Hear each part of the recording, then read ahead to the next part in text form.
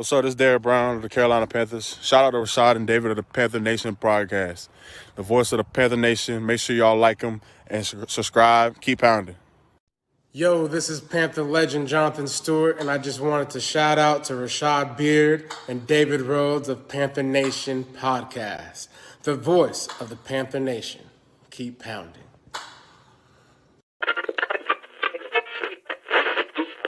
You are now tuned into the Panther Nation podcast. Delone fires to an open Smith. Steve Smith is going to go all the way.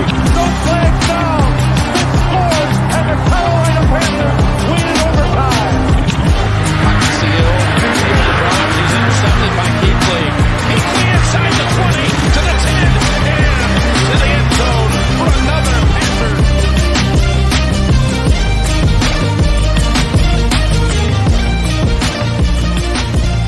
Welcome to the Panther Nation podcast. And here are your hosts, Rashad Beard and David Rhodes.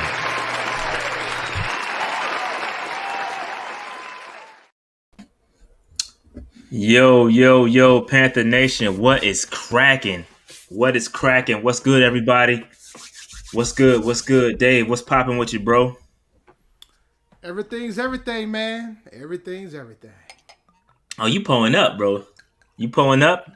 I know you saw what I saw yesterday. You Hey, I'm cool. Too. Nah, I'm cool, bro. It's all good, bro. Yeah. So as Dave was alluding to, we lost to the Broncos 32-27. Another one possession loss by the Carolina Panthers. Had an opportunity to win. We did not do that.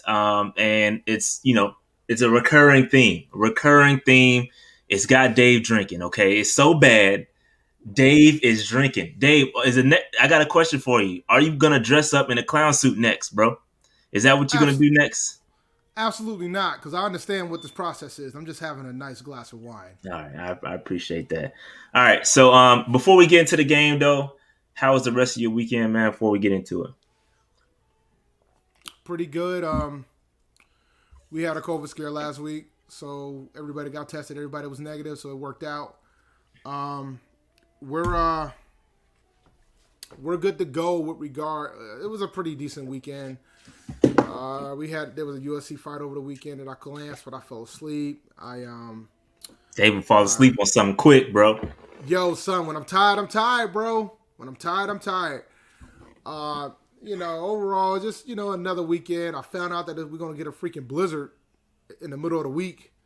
I'm not too happy about that. I gotta take my shovel out of retirement. So it's been a while since I've used that shovel, so the shovel's about to come out of retirement. Unfortunately. Yeah, man. So for me, my power went out this morning, which is crazy. We had some really crazy winds. Rained pretty heavily, and the power went out for about an hour, maybe hour and a half. Just folded some clothes and whatnot. So it's cool. It is what it is. Other than that, this weekend, what did I do? I don't even remember what I did, bro. I'm gonna be honest. My son. I don't know. I forgot. My son's going with his mother-in-law for a week, so I'm looking forward to that. That's happening right now, so that's pretty awesome. And then next week is Christmas. You finished your Christmas shopping, man? I've been finished with Christmas shopping, bro. I've been finished about 3 weeks ago. Getting prepared. I'm going to the mountains. I'm actually glad that we play on Saturday this coming week, so I can live stream the game on Saturday instead of having to rush and do it all discombobulated from the mountains. So we head into the mountains on Sunday to celebrate Christmas with the family. It's gonna be fun, man. It's gonna be fun. Yeah, Marcus informed me. I got off the phone with Marcus. Marcus won an award at work. He won a national award at work, so I gave him a buzz before the show to congratulate him. And he was telling me that the game was Saturday. I didn't realize that we played the Packers on Saturday. I didn't realize that everybody's going to get our asses beat on national television. They flexed it. A couple weeks ago. They flexed it to Saturday night. Which is good. That's a positive thing. Again, it is against the Packers. We'll talk about that game a little bit later. But yeah, man. So it is what it is. Let's see. Let's get into this game, Dave. Let's get into this game. It wasn't pretty. Again, another loss in a fashion that we're used to losing. We put the ball in Teddy's hands. He can't quite get it done, and we're gonna get into it. Let me share my screen right quick. I know y'all wanted me to dress up like a clown, bro. I know y'all wanted me to do that, but it ain't happening, bro. It ain't happening. Why do they want you dressing up like a clown? Yo, the big cat, man, that dude dressed up like a clown, bro. Why do they dress up like a clown for? Because I guess he's admitting defeat when it comes to Teddy Bridgewater. And again, he jumped out the window. He jumped out the window with Teddy, bro. But you can't knock that man for understanding that, for rolling with our guy and understanding that he has to go. You can't be mad at that man for changing his mind. I know he's getting crucified though in the Twitter world, from what I understand. Yeah, he put all in on Teddy, and I can't knock him for it because why wouldn't you? That's your quarterback. He took it like a man. I think the clown thing was overrated, a little overboard, but that's his prerogative. He does what he has to do. So it's all good. So as you guys can see, we caught a 32-27 loss to the Denver Broncos. Like I said prior to the game starting, the Denver Broncos own us. We are now 1-6 against the Denver Broncos. For some reason, we see that little horse on the side of the helmet, and just this shit goes really bad. I don't understand. And we decide to wear the All Blacks to boot. Yeah, All Blacks. You combine that with All Blacks, and you know how that go. I've been trying to tell y'all the All Blacks was cursed. Nobody believe me. But yeah, the All Blacks. It is what it is. What's up, Pat? What's good, brother? What's good, brother? Yeah, we gonna get to it. Pat, you might enjoy this one. Hang around for a little bit, and if you want to jump, if you want to come in, I'll send you the link, Pat. If you want to come in on this joint, just let me know. All right, so let's get into it. Top 5 takeaways. Again, we got off to a slow start coming off the bye, and we had a lot of sloppy play due to the lack of practice. We had some dudes on the COVID list did not get a practice in until Friday, so I think that attributed to a lot of the some things were just off. Okay, some reads were off. Some if you look on the defensive side of the ball, there was miscommunication in the secondary. There were some things that were off in this game, and I think a lot of it had to do with practice. I'm not trying to cop please or nothing. That's just a fact. The dudes need to practice. They need the reps. And a lot of the big players were out. Derrick Brown, Shaq Thompson, Rasul Douglas. All them dudes didn't practice. So it is what it is. So it's just facts. I'm not trying to cop please. Not trying to cop please. But that's just a fact. All right. Again, special teams got caught slipping. Special teams got caught slipping really bad. Usually pretty on point, but some of these penalties, the critical penalty in the fourth quarter, and letting dude take off on a punt return, it was a bad day for special teams. We need everybody to show up, and when one part of this Panthers team cannot afford for any portion of the team to not show up, and that's what didn't happen. So. Special teams didn't show up, defense didn't show up for a portion, offense didn't show up for a portion, and that's pretty much what happened. And that speaks to my fourth point. It's complementary football. We did not have it. When the offense played well, the defense didn't. When the defense played well, the offense wasn't playing well. And then combine that with bad special teams play, the shit was just bad. It was an ugly game across the board. I know everybody wants to, kill Teddy, and it is what it is. We'll talk about that later. But this was a bad game for the entire team. Nobody showed up. The offense didn't show up, defense didn't show up, and special teams didn't show up. So it was pretty bad. Pretty bad. So, all right. So, and then, all right, I think Teddy, the fifth one, Teddy, he got to get one of these, okay? He got to get one of these. He's 0-7, I guess, when the ball, I got to look into the context of the stat, but it's floating around on Twitter. You can look it up yourself. 0-7 against when he has the ball in his hands, or when the offense has the ball in their hands to win a game, we are 0-7. That has to change. I mean, point blank, period. I can't protect him from that. There are some things that I think the offense as a whole could do better. I think there could be some better play calling. I think that obviously Teddy Bridgewater could be better, and we'll diagnose. We'll look at that last play, and we'll kind of talk about it and see what things could be done better. But yeah, Teddy's got to get one. He's got to get one of these. He's got 3 more games. Even if he does happen to do it, it still won't be enough for y'all, but it would be good for this dude to get one. The fan base is killing him, and they're gonna kill him until he can at least show some promise. Okay, he's got to show some promise, and rightfully so. I mean, 0-7 in games like this, you're gonna get some heat. That's just the nature of the position. It's the quarterback position. Irregardless of what happens on the rest of the field, the rest of the game, he's gonna catch his heat. That's just what it is. You know what I'm saying? So, that being said, Dave, let's get into. You got anything on these points before we move on? Rules getting a pass about the slow start because of everything with COVID, but damn it, man. He catching some of this heat too. Wait till we get. He can catch some of this heat, but it's just like you can't be out here.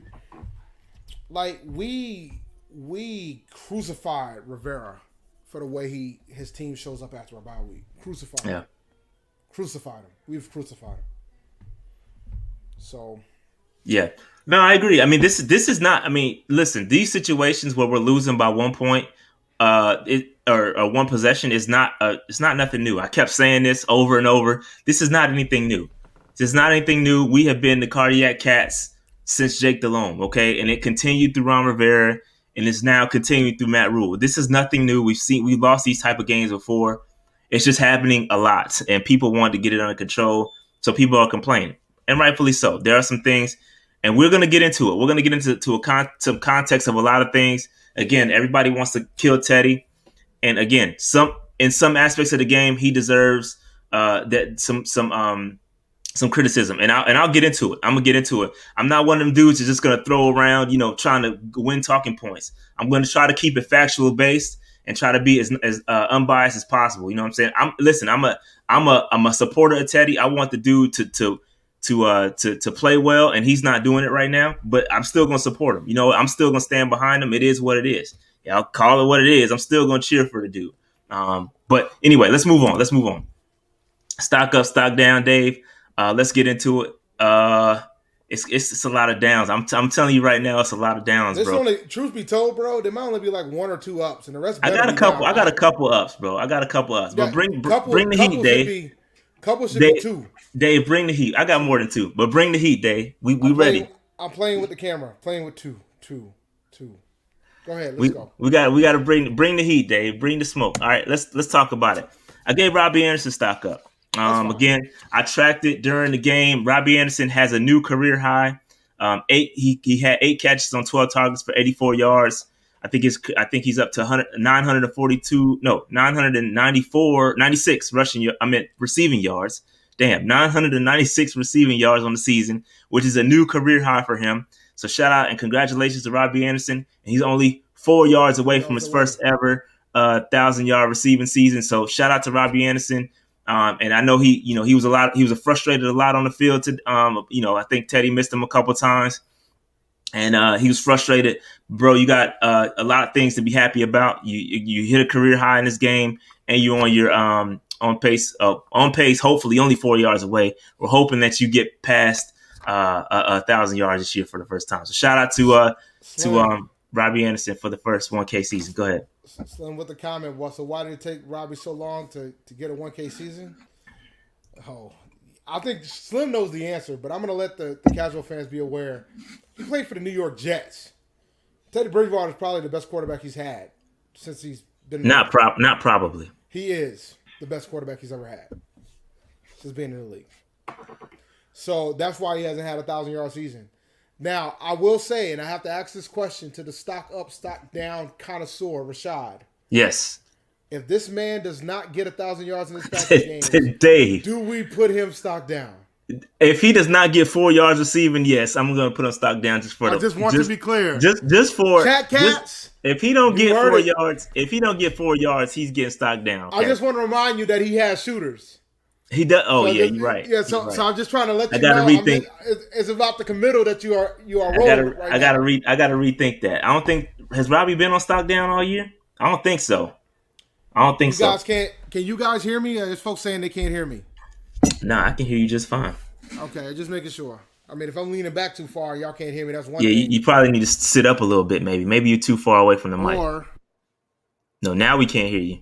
Now I put myself on mute on accident. Or I'll just up the monitor. Yeah.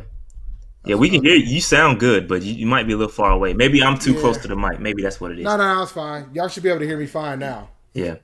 I'll They the saying game. So y'all they saying you are very quiet.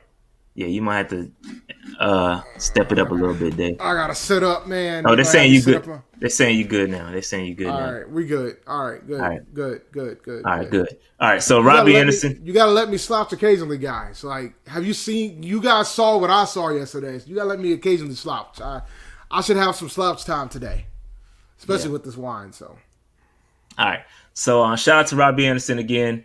I can't promise you that he's gonna be on start down next week if he don't get 1,000 yards. Robbie Anderson does have shooters, and I don't want no smoke. Okay, shout out to Robbie Anderson. Hopefully, is gonna get 1,000 yards and add to his total. All he need is a catch for 4 yards, man. I'm sure he'll get that. All right, moving on from Robbie Anderson. Let's get into Jeremy Chin. Jeremy Chin, can Jeremy Chin be on stock up, Dave? Is that a good? I think he deserves. Truth be told, those are the two that I was thinking of with stock up. By the way, I got one more. Yeah, that's fine. I want to see what this one more is. All right, so y'all might be convinced. Jeremy Chin, he had 8 total tackles, which led the team. Also added a strip sack. Right now, there was a crazy stat. He's the only NFL player with at least 2 defensive touchdowns and at least 1 sack, interception, forced fumble recovery, and tackle for loss. It leads all rookies with 94 tackles. Yes. So I think it's time to give him a position. What do you think? Give him position of what? Oh, nah. It's still question mark, bro. He all over the place, bro. I know he's all over the place, but I think we probably should put him at outside linebacker. Yeah, it's probably where he's got most of his snaps have come from. Yeah, we should probably put him at outside linebacker. But I don't know, man. Shout out to Jeremy Chin. Speaking of Jeremy Chin, how them jerseys looking, bro? Oh, they on the way. Oh, they're not on the way yet. They should be here. But ordered. They're ordered. Oh yeah, order been in. The order been in, but they're not here yet. I need my Chin jersey, man. It's coming. It's coming. The jerseys are coming. I'm done wearing Greg Little and DJ Moore getting a Rona. Yeah, Cats fantasy championships. Jersey order is in, and it should be. I'm hoping it's gonna be here before Christmas. We'll see what happens, but yeah. And I got one in there to give away too. I got a Jeremy Chin jersey coming in, so I can give it away for y'all. It won't be signed. Obviously, I can't get it signed, but I'm gonna do a giveaway for the Jeremy Chin. Let's try to hit him up. Maybe we can get some signed ones. We can try. Maybe I try to hit him up. I see what I can do. Hit the connect. I don't got no connect for. I was just stunting for a second. I don't have no connect to get signatures. I'm lying. I was lying. I was stunting. The only connect you got is that fits into the outside of the practice field. That's a fact. That's a fact, dude. That's a fact. I don't got no plug. You know, it's funny. Like, so the new iPhone, the iOS 14. They got the little picture thing where they show like some memory pictures every day. They change the pictures up every day or whatever. So the other day, man, the pictures popped up of when my daughter was in the PJs taking pictures with like the coach, the players during that Christmas time right before we went to the Super Bowl. Yeah, I remember that. Yeah, man. Shout out to the Broncos fans in here, man. It says a Broncos fan in here. Shout out to you, man. Y'all got our number. Shout out to the Broncos fans that's watching. All right. Moving on from Jeremy Chin, again, another monster game adding to his case for Defensive Player of the Year, Defensive Rookie of the Year.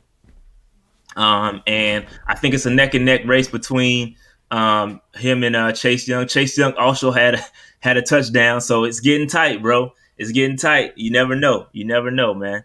You never know. All right, moving on from Jeremy Chin. Dave, my last one was Mike Davis. I ain't too mad at that. Mike Davis gets a stock up, 11 carries, 51 yards, essentially creating his own rushing lanes at times. 2 touchdowns. He also added 5 receptions for 42 yards. So shout out to Mike Davis. He had been missing off this list for a little bit, but again, I think we do not run block very well at all. He is doing a lot of dancing, and I don't think it's because he is not trying to find a hole. I think he's really trying to create his own lanes because we're not getting very much of a push up front. So shout out to Mike Davis. He's doing what he can do out there. He's going to work himself into a nice payday. Definitely don't think we should pay him. We already got a lot of money into the backfield. Definitely don't think we should re-sign Mike Davis. Not that he doesn't deserve it. It's just we already got a ton of money into the backfield. At this point, we probably need to look at the draft to draft another running back. I know we got Bonifant. I know we got those guys, but we really need to work on that 1-2 punch and utilize it effectively next year. And we really need another running back. So shout out to Mike Davis. Like Marcus said, career high in rushing yards. So shout out to in yards, excuse me, all purpose, I believe. But shout out to Mike Davis, man. Again, we won't even talk about the other guy just yet. We got a whole discussion coming up on that. Hopefully we'll get to that next week. Slim, holla at me about that. All right, moving on, Dave. I think that's all the stock ups I have. Before we get into the downs, does anybody deserve stock up that I missed? No. Anybody? No. Anybody else deserves stock up that I missed? No. My wife just told me I was too loud because she's downstairs in a voice class, so I gotta try to be a little bit more quieter. But no, you covered it. Damn. All right, that sucks. No, I mean like I had Robbie, and I had Chin, and I understand Mike Davis. I'm not mad at Mike Davis. I'm not gonna hate on the Mike Davis stock up or anybody else. No, Trey. I think play. Pat is right. Trey had that run stuff. He played well. He played well yesterday. But I can't give him stock up, bro. He didn't play that well. He played okay. You don't get stock up for playing okay. That's average. You gotta do your job. Curtis Samuel. He got going late, and up to no fault of his own. They didn't get him the ball until late. We'll talk about that. Hold that thought. We'll talk about that. Carter, y'all saying dudes that had just average days, man. You gotta be nice. Average. You gotta be average, yo. This ain't keep it level stock. This is stock up or stock down, bro. You gotta have a bad day or a really good day. You know what I'm saying? We can't. It's either Tesla or Intel. Either your stock is climbing or your stock is falling. It's one or the other. Nothing in between. All right, let's move on. So let's get into these downs. Pat, the refs, Dave. I think that call on Brian Burns, the personal foul call, was essentially gave them 7. That was a terrible call. It was a terrible call. He didn't have his full weight on the dude. He kind of got off of him. It was a terrible call. So the refs get stocked down for that because that was oh man, I almost called myself tripping. Hold on, I almost called myself slipping, Dave. That was a very bad call. A very bad call. Let's just leave it at that. A very bad call. Here's my beef. And I never want to defend referees. But now I do, because me and some of the refs are tight. Like, I mean, I've had relationships with referees at training camp. So, pause. So, my big issue with regards to the play that was a terrible call. It was a bad call. But I felt like we had an opportunity to still get off the field, and we kind of blew it. But I'm pretty sure you'll get to that later. Yeah, I didn't put him on stock down. I didn't put Jermaine Carr on stock down for that. But maybe that's the reason. But maybe that's the reason why he doesn't get stock up. No, yeah, it equals out, maybe. Mm-hmm. But I think you're right. We did have an opportunity we had an opportunity to hold them to 3. They were still going to score, but that play essentially put them in field goal range. Worst case, they were at the 50-yard line, and then you gave them 15. That puts them at the 35. That's field goal range right there. So they gave them 3. They gave them 3 points. You know what I'm saying? So that was a terrible call. I think Matt Rule ended up saying that he didn't contest the call. He didn't send the tape into the league office to contest it. I mean, it really don't matter. I mean, I never understood that sending it. I get it. Maybe you want to make a point afterwards, but what the hell's the point of that? You're not going to change the damn outcome of the game, so I ain't really tripping off of that. But yeah, the taunting call, it might have been soft, but I get that one. I get that that joint wasn't soft, bro. He cannot do that. Jermaine Carter got to chill. Jermaine Carter got to chill. He can't do that. You can't do that. I get it. He was hyped. You can stand over him, but then you got to move. You can't just stand over a man like that. Like, they're gonna call that. So that was it was soft. I get it. It was a soft call, but I have no problem with them throwing the flag on that because I would want the flag if it was the opposite way. So, but yeah, Jermaine Carter was not very smart for that. All right, so it could have been worse. It could have been like the dude from Florida, because that was an awful move. It wasn't that Jermaine Carter wasn't on that level, but the dude from Florida, man, they ain't gonna never let him live that down, bro. Throwing that dude's shoe, yeah, the dude. Oh, he threw a shoe. The dude from Florida took somebody's shoe from LSU and threw it like 20 yards. It was a 15-yard penalty, which essentially gave them the game-winning field goal. Oh. Yeah, and put them out the playoff, essentially. They were kind of in the hunt. They probably weren't going to make it there anyway, but it essentially eliminated them. But yeah, Marco Wilson, there you go. Shout out to Big Basson. Or Big Basin, whatever. I can never. You got Basin. Okay, Big whatever. Basin. You got to tell me. You be up here every week, and I keep disrespecting you and your name. My fault, man. You got to tell me how to pronounce it, bro. My bad. All right, so moving on. Rasul Douglas, he had a rough day, man. He had a rough day, bro. Pat, shout out to Pat. Hey, listen, I call it like I see it, bro. I got my guys. I like guys on the team, but I got to call it like I see it. And again, I think this goes to, and I'm not copping please, but he didn't practice all week. He came in Friday. He missed because I guess this wasn't a COVID thing. This was personal. I don't know what it was, some personal thing. But he had a bad day. He gave up 2 touchdowns. The third one was not on him. I know everybody wants to pin that one where he's chasing behind number 13. I think on this play, actually, this one was on Burris. Burris didn't. We were playing a cover 3. Burris didn't get back and left that zone, that part of the field wide open, and Burris tried to make up for it. He saw it. So that first, the second 13 touchdown. I can't remember his name. The second touchdown for 13 was not on Rasul Douglas. That was on Justin Burris. The first one though, when he got was that Judy? Was that Judy? No, that was Judy that hit him with the Odie Wapti. Judy hit him with the Odie Wapti. I mean, he shook your boy. Okay, and Judy is a great route runner, and he torched Rasul. Okay, he had him slipping. Literally, he literally had my man slipping. Okay, so shout out to Jerry Judy because he torched Rasul. Okay, he killed him. And then I don't know about the other touchdown. I think it was on Hamler. There you go. Shout out to KJ Hamler. But yeah, he had a pretty good day. Hamler had a really good day. Yeah, he had a good day. But the big touchdown for Hamler was not on Rasul Douglas. Let me be clear. That was on Justin Burris. Hamler had the day I thought Tim Patrick would have. Yeah, no, Tim Patrick was gonna. Tim Patrick got one. Oops, my bad. Patrick got one on Rasul too, though. Patrick got one on Rasul, and then Judy got one on Rasul. This one that your boy got, Hamler, that wasn't on Rasul.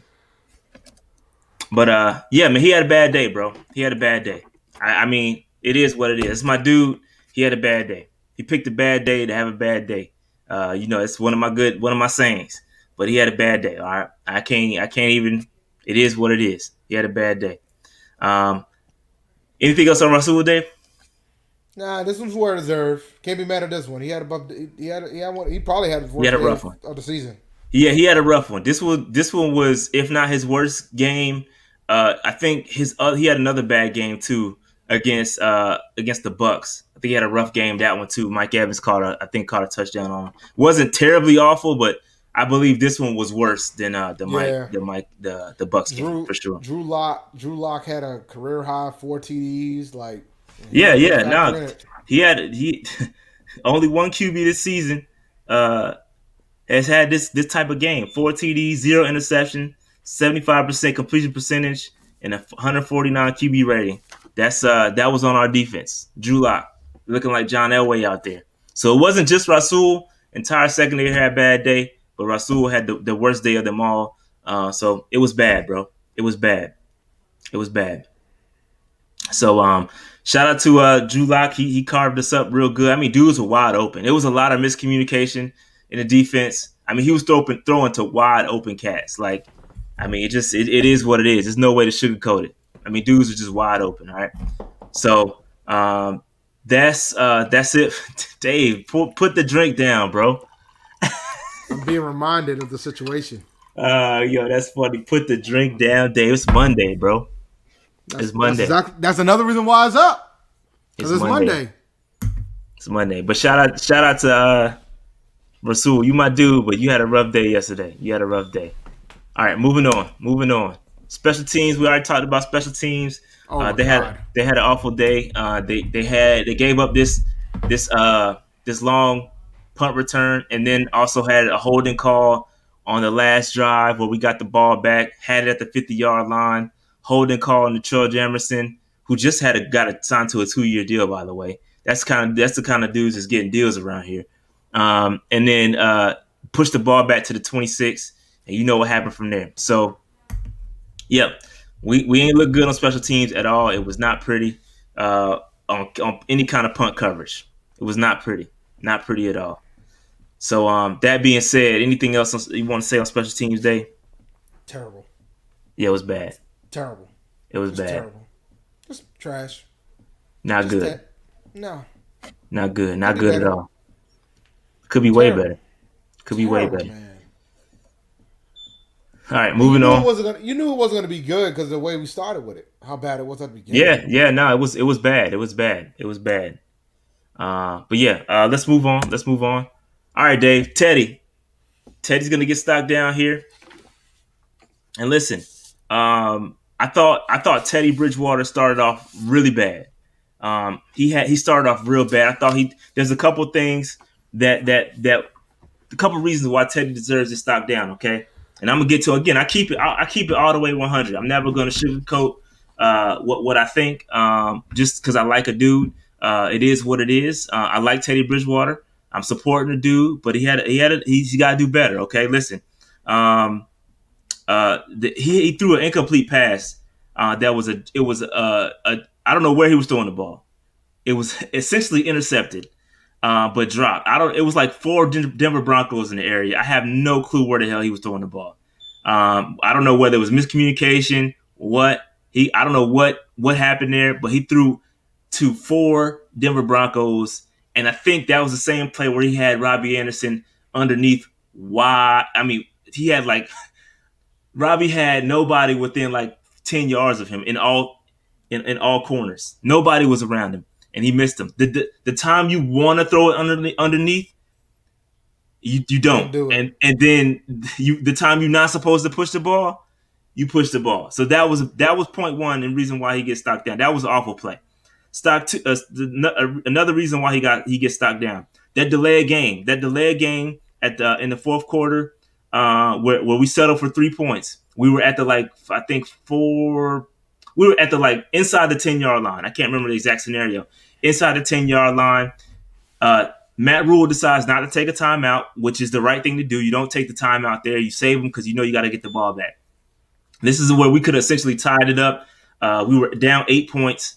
Teddy Bridgewater, he doesn't snap the ball on time and causes us to go back 5 yards. We're now 15 yards out. We throw a pass to Robbie Anderson. It was 5 yards short of the end zone, and we had to settle for 3. So we could have essentially tied the game right there if things would have went right. It didn't go right, and that delayed game was the reason why. All right, the other reason why he gets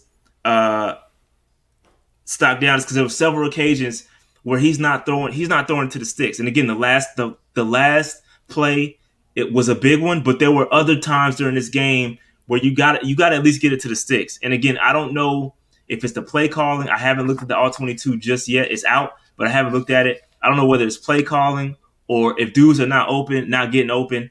But the dump offs when we need them at third downs, you can't settle for these passes underneath. You got to get it to the sticks to at least give your dudes an opportunity to continue to drive. And there were several occasions where that happened. All right. So So I think there were some positives though. There were some positives to take away from Teddy Bridgewater's performance. I think he did in fact lead us back from 15 down. Okay.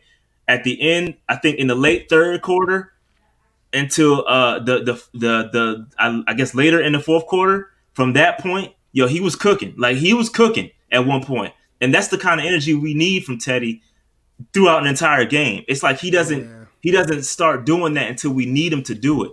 If he gave us that same energy when we don't need it, I think we would be in a better position. It's like he waits until we need him to do something, then he decides to do it. And I think there's some criticism. He deserves some criticism for that. And in fact, he actually had a really good lead blocking play too. He had a really good blocking for Curtis Samuel in that reverse. So he deserves some praise for that. But yeah, I think again that fourth down play, everything's gonna go back down to the fourth down play. And listen, we can kind of diagnose this. And shout out to the 4-man rush. They broke this down. And I can tell you what Teddy probably should have did that he didn't do. And you can talk about him going rogue and I guess running the play. And we'll just hold that thought though. Hold it before we get to the 3rd and 8 play where he went rogue. Apparently, just hold that thought, because I think coaches deserve some blame on that. But just hold that thought. Just hold that thought, because we're gonna get to that. I'm gonna address that. All right. But if you look at this play right here, right, and shout out to Kev from the 4-man rush. I took this from his Twitter. So shout out to them. They broke this down. I could have did it, but he did it perfectly, and I didn't have a chance to kind of do it on my own. So he did it, and I took it from him. But I'm giving credit. So this isn't plagiarism. All right. Don't snitch on me. I did take it, and I'm giving credit. Go ahead. 4-man rush's family. They get it. They are family. They family. Shout out to 4-man rush. Shout out to the 4-man rush. Shout out to the 4-man rush. All right. So, but if you look at this play, right? If you look at this play, this was supposed to be a rub play, okay? And there, you can say Ian Thomas didn't rub the dude, or you can say that Curtis Samuel didn't run a deep enough route, because Matt Rule came out and said that Curtis didn't run deep enough. He only ran a 1-yard drag. He was supposed to run 4 or 5 yards down the field, and that didn't happen. So what's supposed to happen for all the people that are just kind of don't know and they just kind of killing Teddy for throwing it 2 yards, and I get that, and we'll address that what he probably should have did. But if this play was drawn up and it happened the way it was supposed to happen, he gets the first down. It gets the first down, all right? But it didn't happen. They didn't execute properly. But Curtis Samuel is supposed to run that deeper. He doesn't. Ian Thomas is supposed to rub this cornerback off of him to free him up. He's supposed to be wide open. That's what's supposed to happen. He gets the ball. He's supposed to run. So you can see Ian Thomas is supposed to rub, like I said. He's supposed to hit this dude legally, not illegally. He's supposed to legally rub him, not just knock him out like block, because it would have been OPI if he hit him. He's supposed to just get in the way of this dude, disrupt the timing, get in the way of this guy. It doesn't happen. And again, maybe it's partially because Curtis doesn't run deep enough. He doesn't run deep enough, all right? So then he misses, or whatever the case may be. But if he makes some sort of indirect contact with him, Curtis is out. Curtis catches the ball and he runs for at least he probably gets to the first down. And then you got this. This is where he caught the ball. You can see that maybe that other corner would have met him up, but you expect Robbie Anderson to get in the way, block him, and then Curtis to make a move. So again, there's 2 things here. There's 2 things with this play. 2 things with this play. Number one, I'm critical of the play call. I don't think this is the right play call that you could have drawn up. We could have drawn up something better. Go ahead. I don't disagree that it was not the right play call, but it could have worked if everybody would have done their job. It could have worked. Yes, the play could have worked if everybody executed.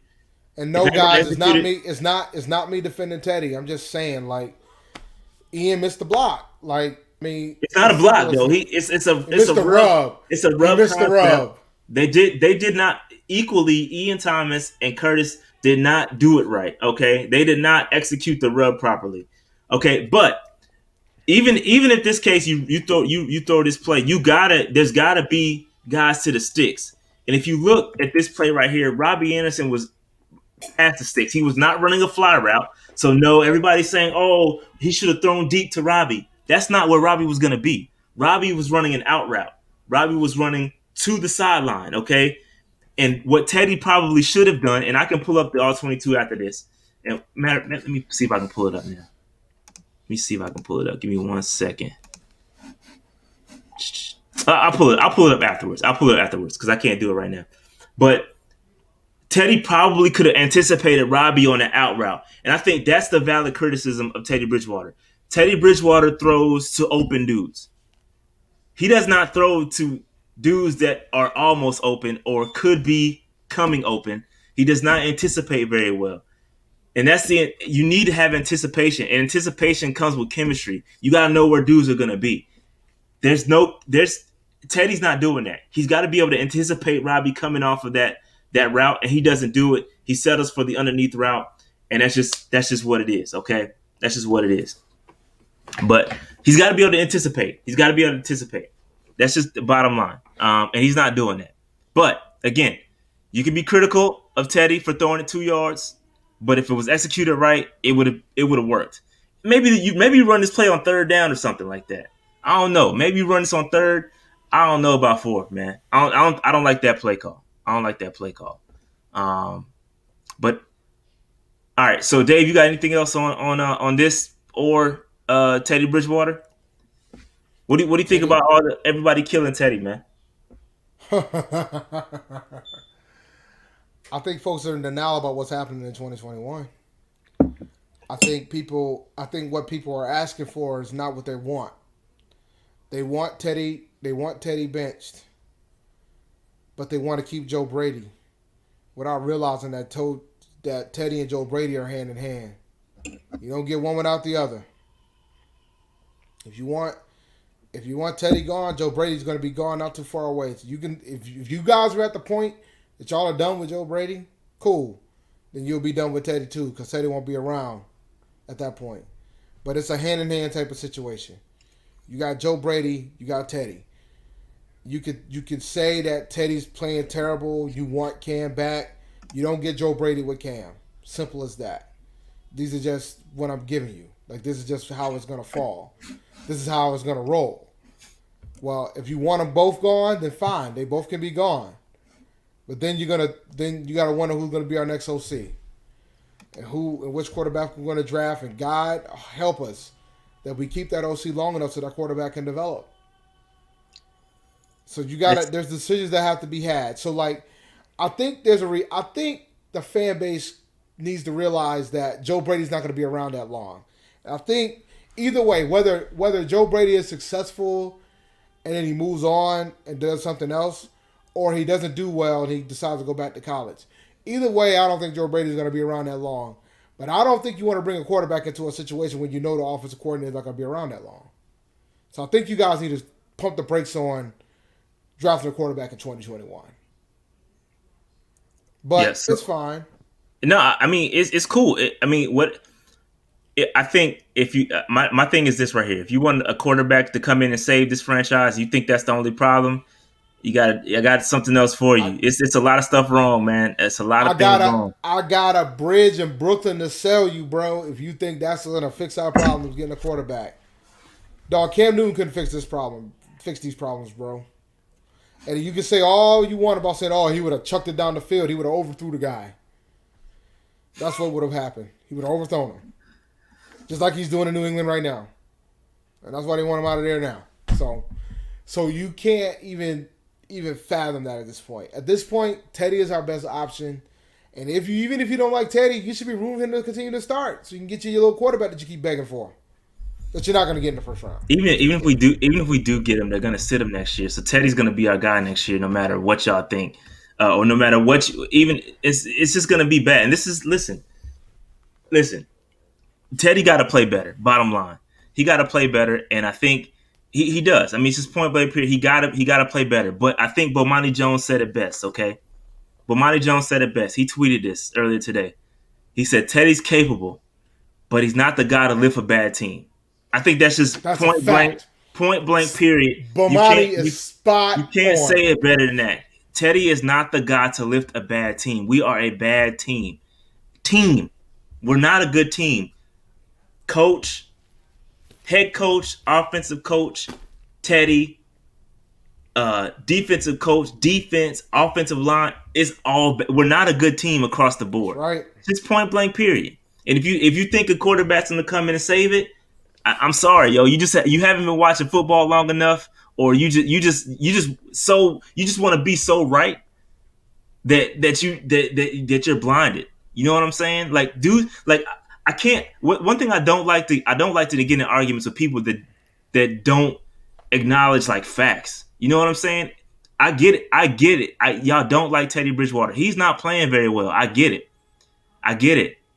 But if you honestly think that bringing in the quarterback to fix the issue is going to fix all the issues, it's going to make us bringing another quarterback is going to make us, instead of below average, it's going to make us average.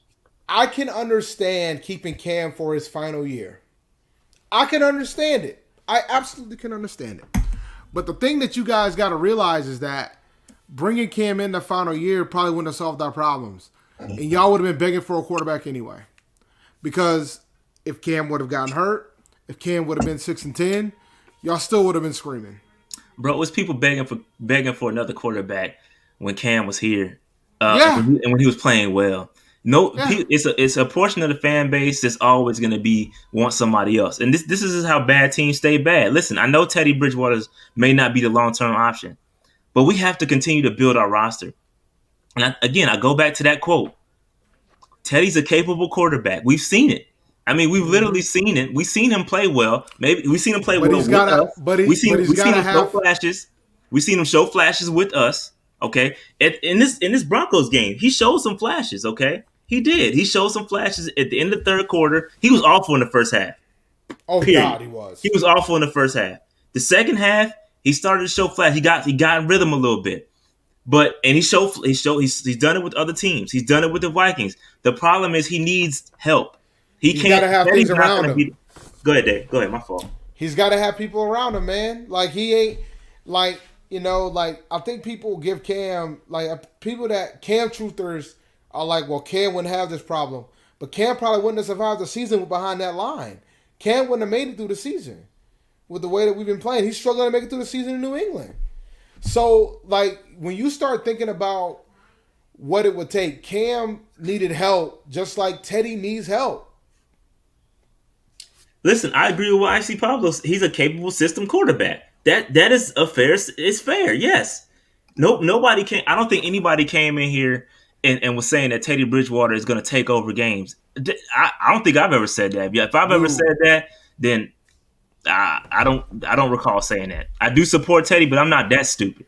Okay, Teddy needs the things. He needs help. He needs help. Okay, he's not that dude that's going to win games for us like that.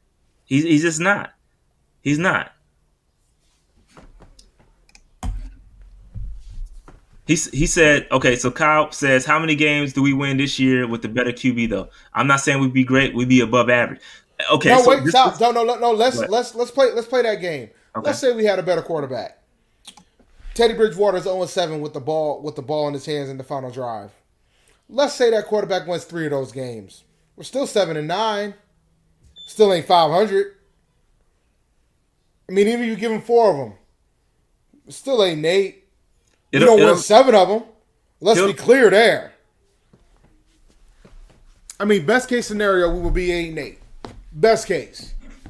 Because the thing is, even a good quarterback would still have so many problems around him. Like, you still have the issues on the defensive side of the ball. You have the issues with special teams. Like, you have a plethora of issues past Teddy.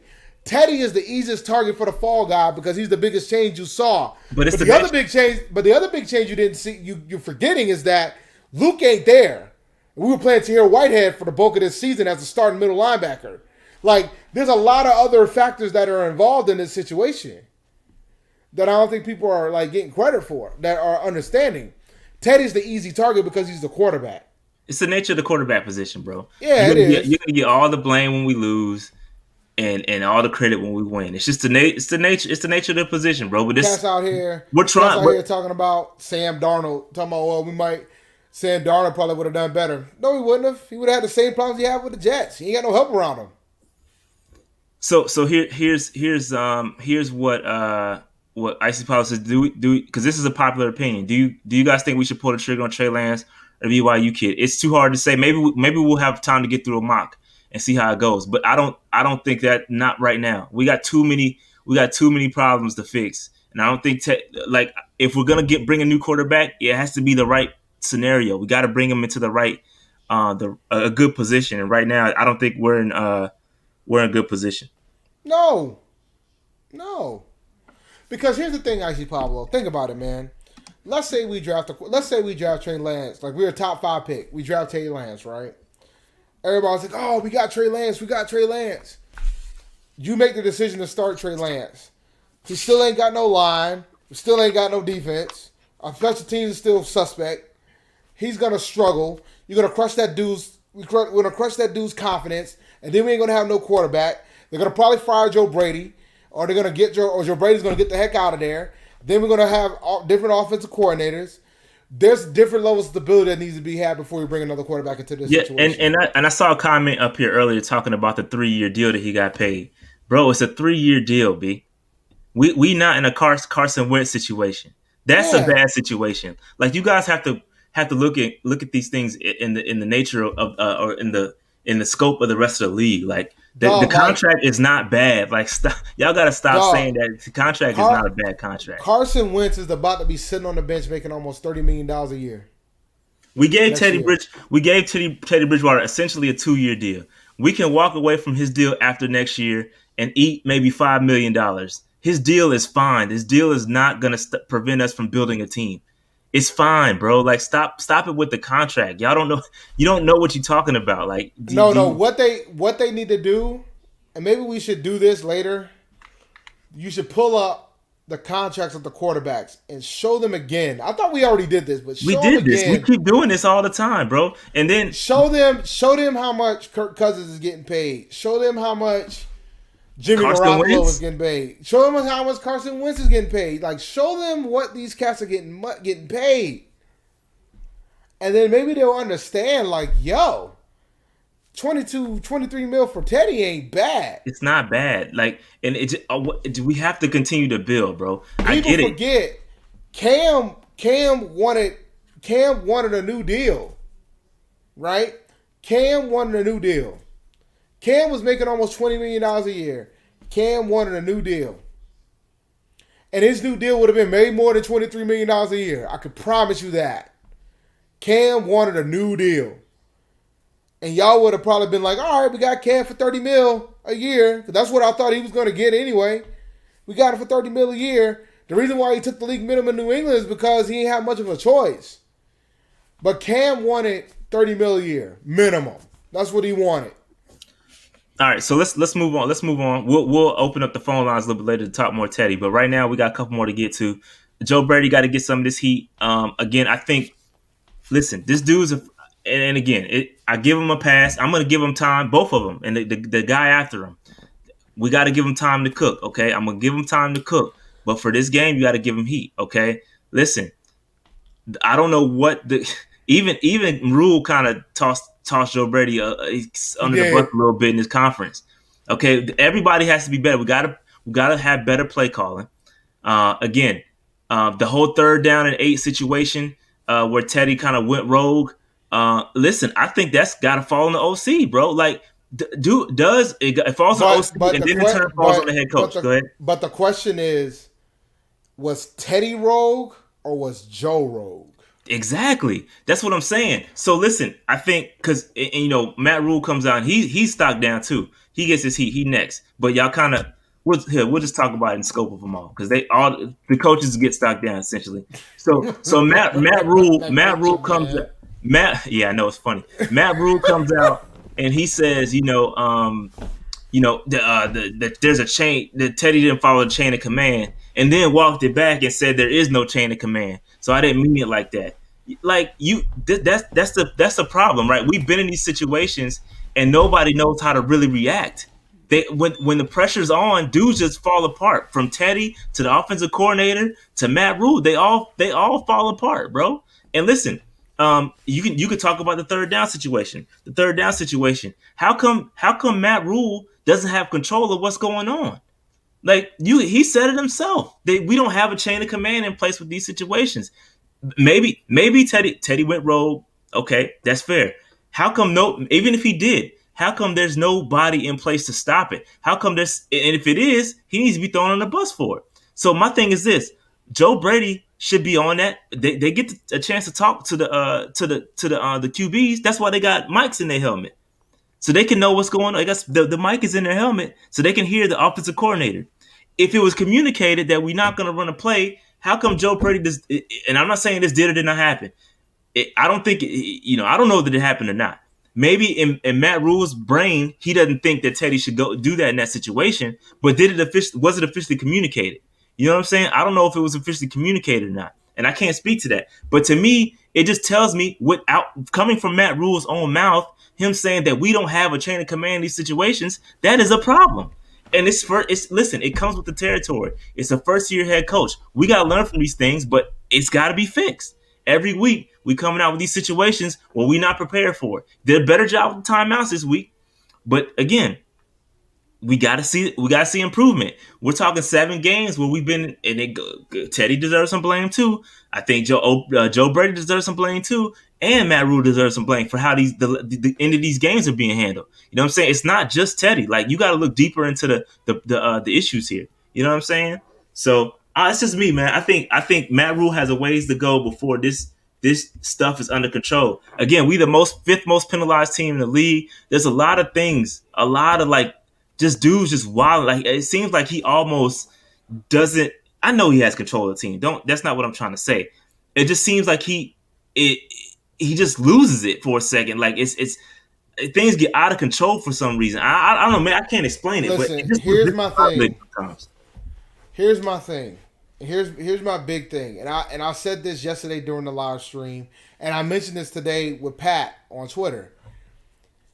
You have to figure out who hired who. Like, we know who hired Rule. We know who hired Snow. Who hired Brady?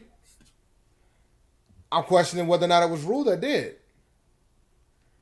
If Tepper brought in Brady, there's a different type of situation that's going to occur. Now, I'm going to be frank about the situation, right?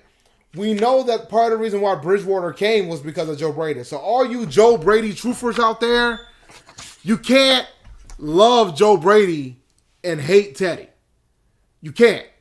They're hand in hand. You can't do it. All right? So you got to go ahead and throw that out of the window. But I question who brought Brady in. Because if Brady was brought in by Tep, there's going to be these moments. That's why, it's easy to say that Teddy went rogue, but you can also question whether or not Brady went rogue. And it could have easily been Teddy. But there's a reason why offensive coordinators don't always go to these pressers, get asked questions. It doesn't happen as often as the head coach, right? The head coach is the one that's going to have to take that heat. So you have to make a decision. So he's got to make a decision which direction he wants to go. But we'll find out in the offseason on whether or not who truly did what. If we find out that Brady is walking, then it gets interesting fast. Because then you might get your wish. You might get your quarterback if Brady walks. And again, I'm not trying to be critical of overly critical of Matt Rule. I think this comes with the territory of being a first-year head coach. And I think also with Brady, same too. This comes with the territory of having never called an offense anywhere. You never call plays full-time anywhere, bro. Like, that's just what it is. These lumps are gonna be taken. It's just it is what it is. That's why I don't get upset. Like, I'm not pissed. Like, had this been like year 3, okay, had this been year 3 in Matt Rules, I probably would have canceled the Tonight Show, for real. Like, I think y'all have seen me be super overly emotional about games and superly over emotional about. I'm talking about post. Like, during the games, I'm always emotional. That's just how I watch football. But after the games, that's why I'm not mad. I'm not overly pissed off. This is just the nature of what it is. You got people out here flipping out and overreacting. It's not worth it. This is a team that was always going to be this bad this year. We all know it. We all knew it. And we sit here and nitpick when it occurs. You know what I'm saying? So listen, we're gonna be bad, yes, and yes, year 2, expectations change, right? It's gonna be different for me. Like I'm gonna be more critical. I'm gonna be more critical on Teddy. I'm gonna be more critical on Matt Rule. I'm gonna be more critical on Brady. Everybody getting smoked in because there's no more Rashad, excuses now. Go ahead. how many years does Matt Rule have until they can get to a Super Bowl? I mean, I'll give to a Super Bowl. I'll probably give him four or five.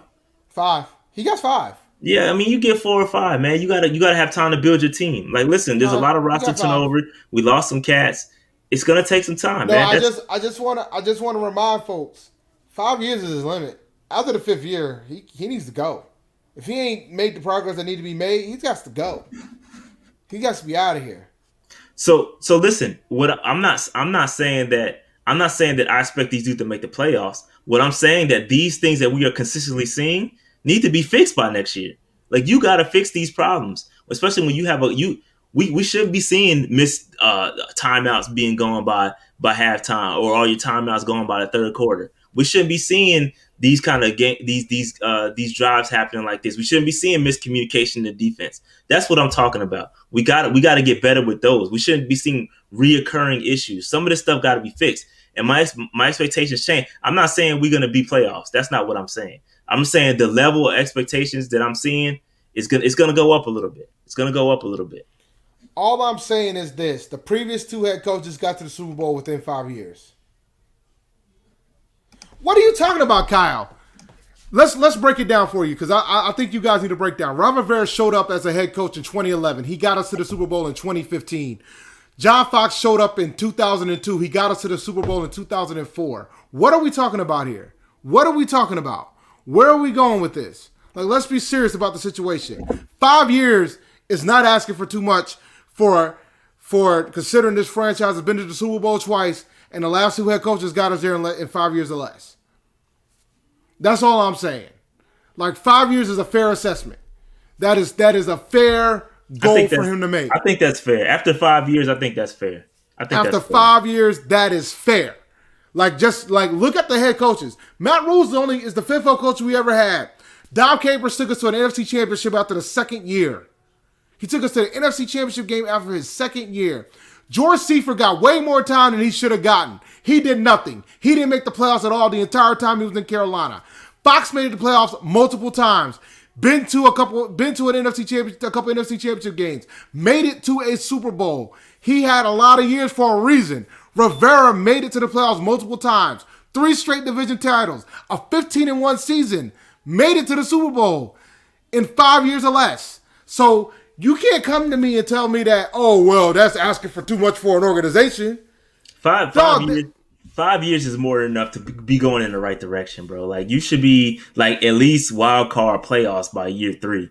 Like if you're doing things right and if you're drafting right, you should be well on your way. So Cal's like, all right. So what about the years after the Super Bowl? First year after the Super Bowl with John Fox, Steve Smith breaks his leg. The team starts 1-7. Michael Vick's dive is the reason why we didn't make the playoffs starting from 1-7. That team never gave up on that coach. And he made the playoffs multiple times after that year. All right? Ron Rivera, he won. He made the playoffs after that. So let's be serious about the situation. Like Matt Rule's gonna make rookie mistakes in his first year. This is the first time him being an NFL head coach. But they're paying that man a lot of money. So I think 5 years might be too much. But I'm trying to be fair to the past 2 head coaches that we've had. Because the past 2 head coaches that we had made it to the bowl in 5 years or less. I mean, that's the reality of the fact. So let's be frank about the situation, guys. Like, you guys are out here asking for way too much. If you wanted to be in the playoffs consistently, man, we should have kept Rivera. He's the only one that won the division 3 straight years. So we need somebody that's going to take us over the hump, man. Getting to the Super Bowl. We need to win one, bro. No, I agree with you. But then you got to question whether or not this is the guy, right? Like, if you guys are saying, oh, that ain't fair to give him 5 years, that's your organization. Dog, this franchise, they ain't been to 1 Super Bowl. And you out here talking to me about, oh, that ain't fair, giving him only 5 years. Man, get out of here with that, man. We've been to the Super Bowl twice. This franchise ain't been there once. Facts. All right, let's move on from Matt Rule. Again, I'm only judging based on this game. It looked a little out of control. The coaching staff coming off the bye, they look discombobulated, given the circumstances of COVID and all that stuff that happened. Yeah, It like is, it is what it is. I am. We gotta be patient with the coaching staff. They're all new. Matt Rule, again, in his college career, they always start off bad. But again, in year 2, expectations change a little bit. We got to start fixing. We need to see some progress. Is all I'm saying. Kyle, We can't be bad. Go ahead. Kyle, make it, dude. There's gonna be a team. There's gonna be a team that's gonna make the playoffs with a losing record. I don't give a damn what the record is. I want them to make the playoffs. They need to make the playoffs. You have no chance at the bowl without getting to the playoffs. You worried about winning seasons. I don't give a damn about no winning seasons if it don't matter. I want them to win. Don't get me wrong. But if we're 7-9 and we make the playoffs, I'm cool with that because we made the playoffs. 0-0 in the playoffs. 0-0 in the playoffs, dog. It's just like in fantasy, bro. I could be the 8th seed. I can still win the chip. I don't care. If I'm in the tournament, I got a shot. There's 6 seeds who won Super Bowls. So don't be out here talking about, oh, well, winning seasons. No.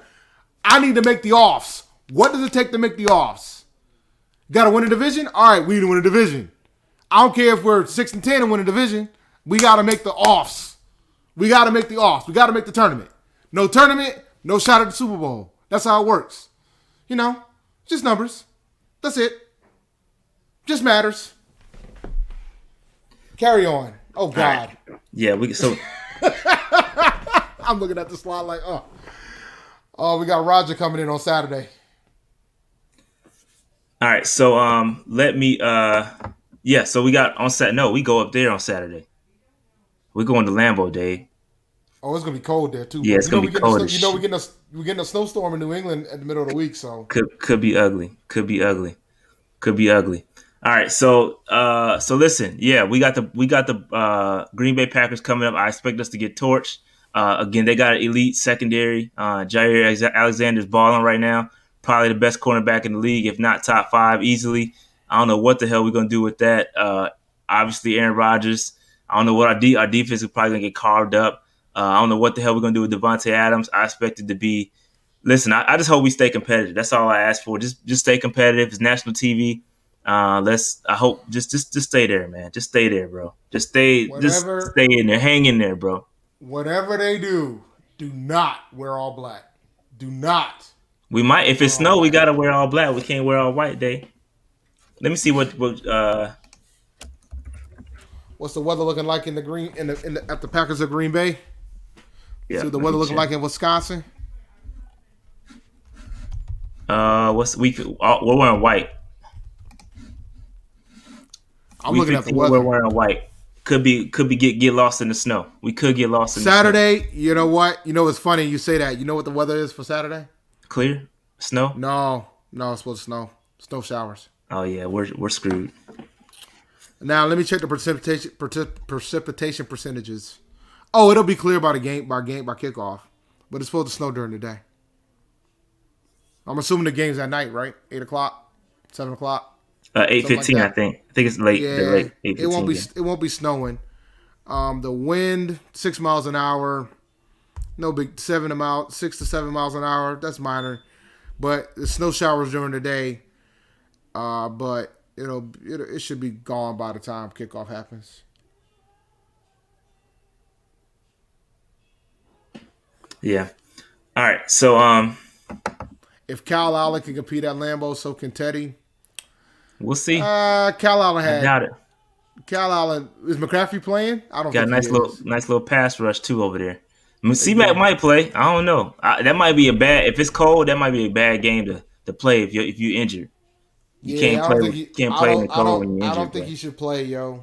I think they should. We didn't even talk about that about his injury that happened right prior to kickoff. But I don't think he should play. I think they should set him up. I think they should set him up for the rest of the year. My opinion. They haven't done it yet. They haven't sat him. He doesn't want to sit. He wants to play, so I think he's gonna play. But moving on. We'll talk about that game. So here's the current draft order. We are sitting at number 6. We're in range for a really good player, potentially a quarterback. Dave, everybody wants a quarterback. Get Trey Lance. Get get Zach Wilson, and all our problems will be solved. Dog, there's a legitimate chance that we could jump to 4. There's a legitimate chance we could I jump to doubt 4. it. I looked at the schedules. It ain't happening. Who's the Chargers playing? Chargers got the Chiefs. It was tough. Let me see. Chargers. I know we're not winning no more games. I'm gonna go ahead and put that out there and put that in the air for y'all. We ain't winning no more They games. got the Raiders. They got the Raiders, Broncos, and Chiefs. They could beat the Broncos. That's pretty tough. They could beat the Broncos. They could probably beat the Raiders too. They could probably catch the Raiders slipping, and they could beat the Broncos. They could win 2 games. And then the Cowboys got the Niners, Eagles, and Giants. Yeah, exactly. They might not win the game, so we could probably hop to 5. I think realistically the highest we're gonna go is probably 5. But that's right in range of Michael Parsons, right in range of Patrick Surtain, right in the range of Zach Wilson, Trey Lance. Nah, you gotta take the best linebacker, the best offensive lineman. You're frozen, Rashad. Are you there? Rashad's frozen. We gotta take Parsons at 5 if he's there, or 6. But the Chargers could win one more game and we can hop them. The Falcons, we got the tiebreaker against the Falcons, so we can hop them. So, I mean, I like our chances here. Rashad hopefully will return. I'm assuming everybody's here. Yeah, he's stuck. I'm going to let Rashad know that he's stuck. Yeah, we're going to get a good player regardless, but I would be pissed if we take a quarterback at this point. Rashad's probably going to reset, so get ready, guys. Oh, it's just me, and I'm live on stage. All right, so I'm still here, but yeah, like with regards to the picks, I'm thinking that we could probably pick. Parsons should be there. The best offensive tackle, the best left tackle in the draft should be there. I think we should lean towards that. I don't think we should lean any other way but that, in my opinion.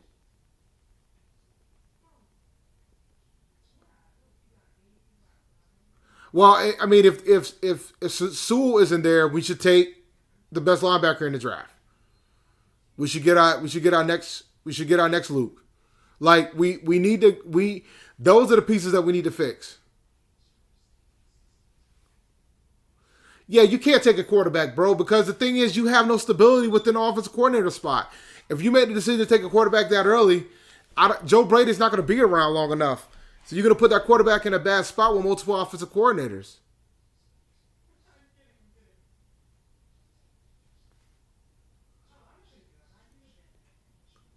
I mean, you think he's going to be gone by 5, then you take Parsons. You take the best linebacker in the draft. That's my opinion on it.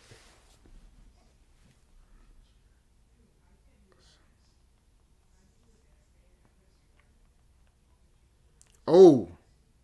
All right. I just figured out what happened with Mr. Beard. His power went out of his crib. He's working. He'll be back. Yeah, I think Dallas is definitely going to I think Dallas is going to try to get to Trey Lawrence. I think they're going to try to trade up.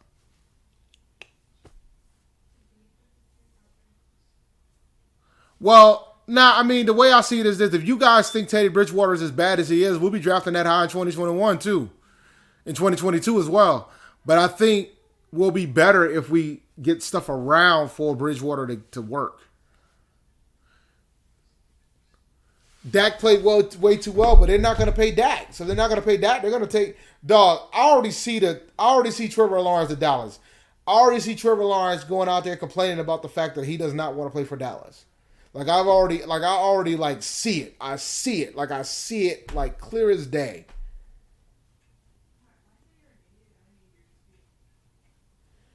Like Trevor Lawrence to Dallas is what I envision at this point. They're going to trade up to get Trevor Lawrence. But I think if we end up if we're in top 6, we should be able to get the best linebacker, either the best linebacker in the draft or the best tackle in the draft. But there's no reason why we shouldn't be able to do that. I mean, we got to see how he recovers from that injury, bro. I mean, that was a pretty rough injury that he had.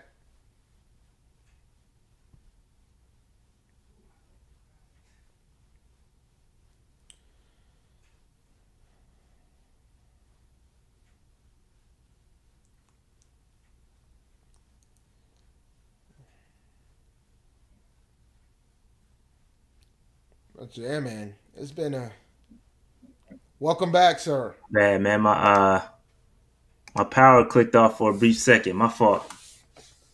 My fault. No worries. We here. All right, so let me go ahead and open up because I don't know where we left off, but I think we was at the draft order. We're at the draft order. We were talking Yeah. about who's gonna be there. I'm thinking, dude, if we're at 5, Parsons is the pick.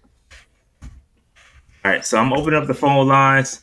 Let's go ahead and get it lit. Let's talk about it. Let's talk about it.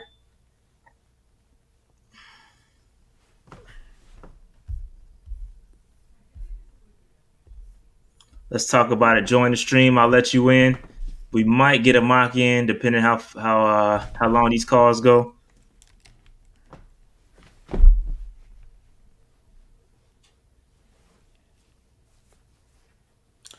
Oh yeah, I meant to ask everybody, man. Did you guys pick up on a non-Panther note?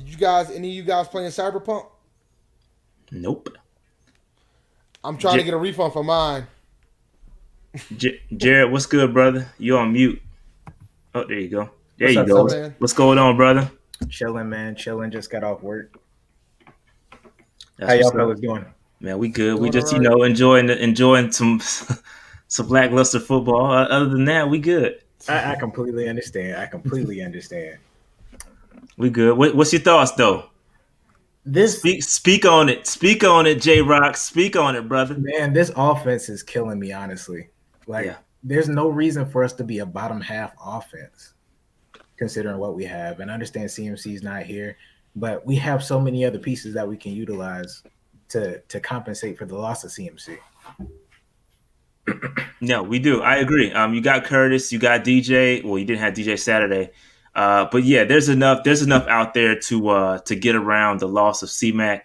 Again, I think Mike Davis has done a good job in replacing C-Mac.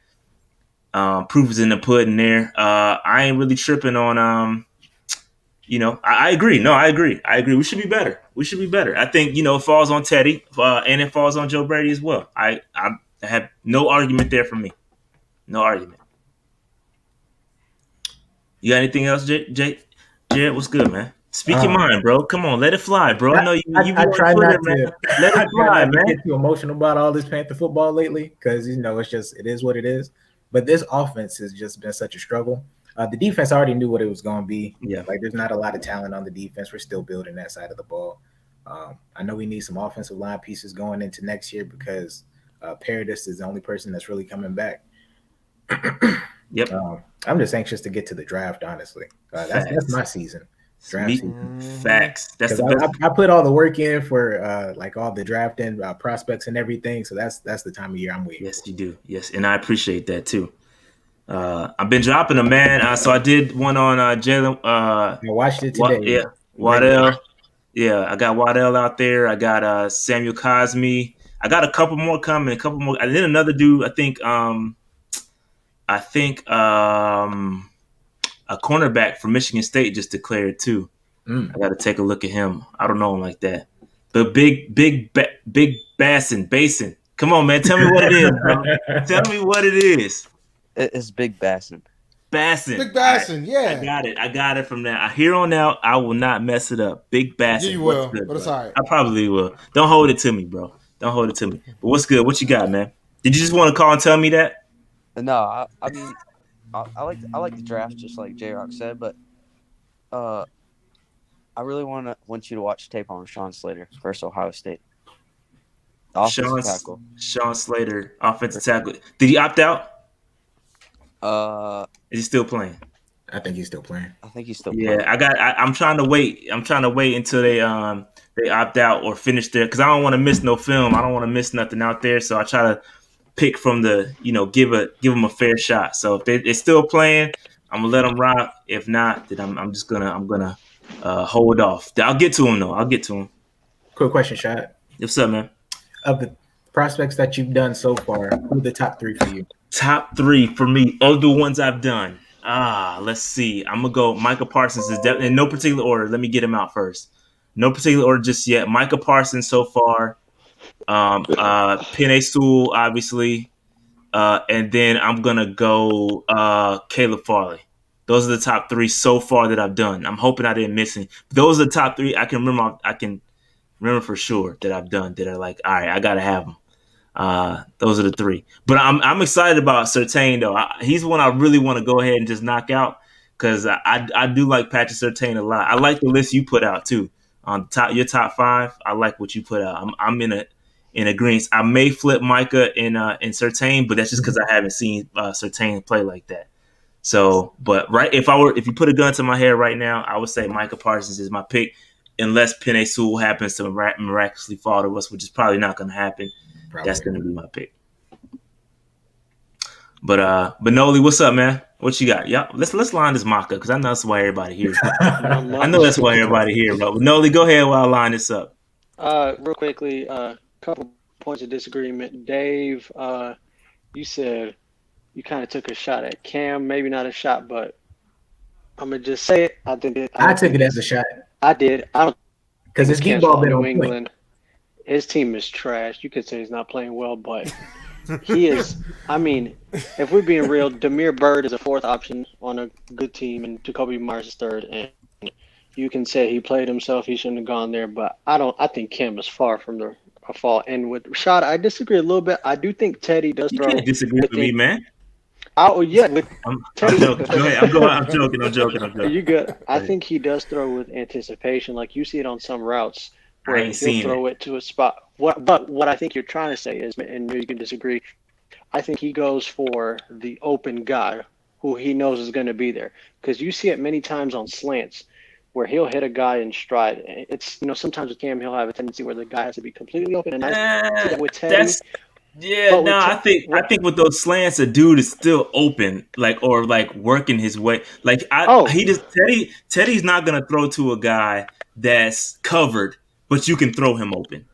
And you can see if you look at the last play on the 4th and 8, you can see Anderson coming. If he would have threw it and met Anderson coming out his break, that would have been a first down. But he didn't throw it. So, I mean, but it is what it is. I agree. You got to be better 100%. No, I agree 100%. For me, I don't know if it's more anticipation. I think he just goes to the safe read. What he knows is a smart, I guess. He's just going to go to the safe read, and that's what I see with Teddy. My thing is overall, and I said this a while back, I know I haven't been on in a little bit, but, what was folks' expectation? I know, I'm just shocked that people are mad. Matt Rule may end up not being the guy, but even if we hired Eric Bieniemy and Stefanski, they were gonna have issues with this roster.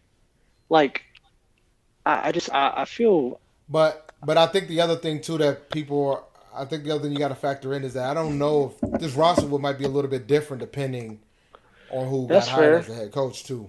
Right, you could argue that Cam could be on this roster still, depending on who got another coach. No doubt. So, I mean, you could question whether or not Luke's retiring. I think Luke probably was going to retire regardless. Yes, he is. But and my thinking though is we just have so many holes. The damage that been done by Gettleman, there's so many holes. This was always going to be a rebuilding year. Maybe with the Stefanski or Bieniemy, you would have got 6-10. And 7-9, maybe, if we're being kind. You're still going to be rebuilding, is my point.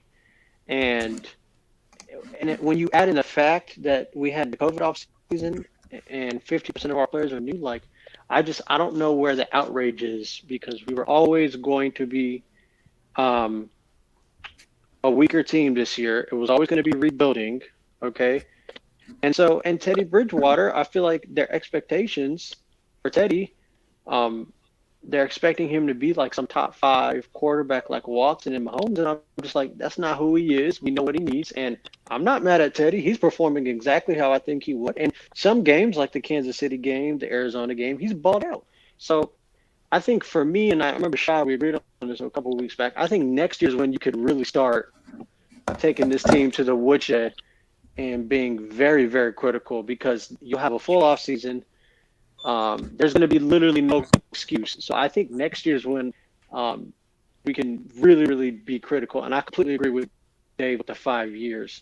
5 years might be even too kind when you consider how much money he's making. So I think I didn't even get into that, Noli. Like, I'm giving him 5 years off the fact that the other two coaches got there in 5 or less. That's where my 5 comes from. Absolutely. And Dave, I think your answer about who hired Joe Brady, it has to be Matt Rule. You pay that man $70 million, Dave Tepper, pretty much that's letting you know that, hey, you hire who you want to hire. When you pay somebody that much money, I'm not ready for that. I don't know, man, because I think like it just for me it's about the first presser when they introduced Joe Brady as the OC and they asked him about how much he got paid and he really didn't want to get into like the specifics of his deal. That tells me that I think Tepper had more hands in the pot than Rule did. I think there's an explanation for that because remember Rule was gonna the Jets were gonna hire him, but they said we want to pick your staff, and he said no, I'll go back to Baylor. He was, in my opinion, he was hired. Dave Tepper let him hire who he wanted. The reason why they didn't disclose the amount, how much he got is because LSU just paid Brady right after that championship game. I mean, they paid him $1 million. So I think Rule was like, hey, if we're going to get this guy, we're going to have to pay him more. So think about it. He's probably making $2 to $3 million a year, which is unheard of for a first-time play caller, period. So that's why it's disclosed. But I think that's a Rule hire. And for me, I'm not one of these people that are worried about, what happens when Brady leaves. I'm sorry. Rule is the main guy. It's his job to get it right. It shouldn't matter who's the coordinator. He's the head coach. So I'm with Jared. I'm looking forward to this draft next year. And I'm with Rashad a couple of weeks ago. Next year is when we can take this team to the woodshed every week. Be quick what's going to be because there really is not going to be an excuse. Next year I need to see at a minimum you guys are, in my opinion, you got to be 8-8 and above next year. Maybe that's too much, but that's my expectation. But yeah. Tyree, man, appreciate the super chat, bro. Appreciate the support. Appreciate y'all rocking with us. All right, let's get to Jay Simp. Jay Simp, what you got before we get to this mock draft? It's a little staticky on my end. I'm not sure if it's my laptop. It's KJP. He was staticky, but go ahead. I muted him. Hang in there, KJ or KJP. I just want to expand on like what Noli was saying, and Noli and I talked about this a lot throughout the course of the season. We talk almost twice a week probably. But first, I want to ask y'all a question. Like, what were your expectations for the season? 4-12. I mean, not just record, but like what you wanted to see. Like, what did you want to see from this team? I wanted to see progress, right? I know that the team lost a lot of major players on the roster, so I wanted to see improvements throughout the season on certain things, and I wanted to see growth from the young players that are going to probably be on this roster the following year. I believe I saw some of the growth on some of the young guys on the team, but there's some people that we paid that I question on the defensive side of the ball. And some of the free agents that we picked up, I question.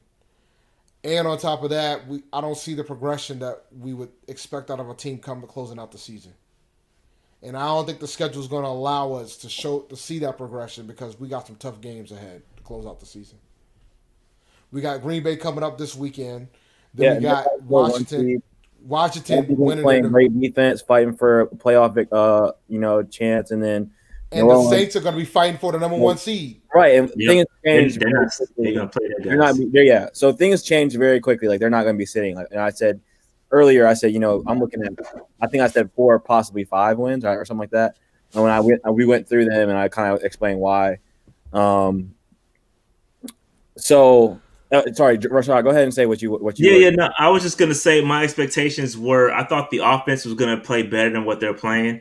I thought we were going to be a solid offensive team, not quite living up to that. I knew the defense was going to be. Matter of fact, I think the defense is maybe exceeding my expectations just a smidgen.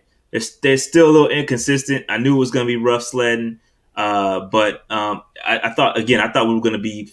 I think 6-12 was my prediction. 6-10, excuse me, 6-10 or 5-11 in that range.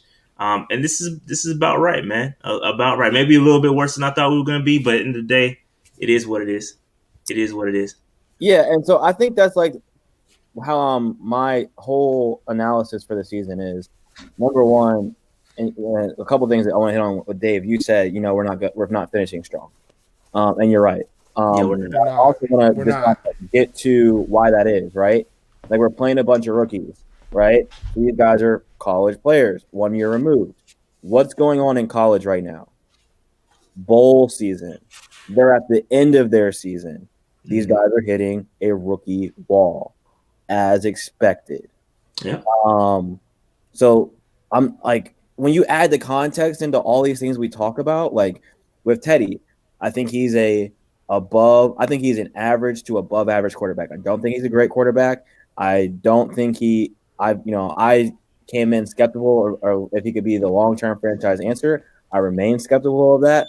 And I think the thing about Teddy is we said you need not a want, not a maybe. You need to have a great defense It's a fact. and weapons around him.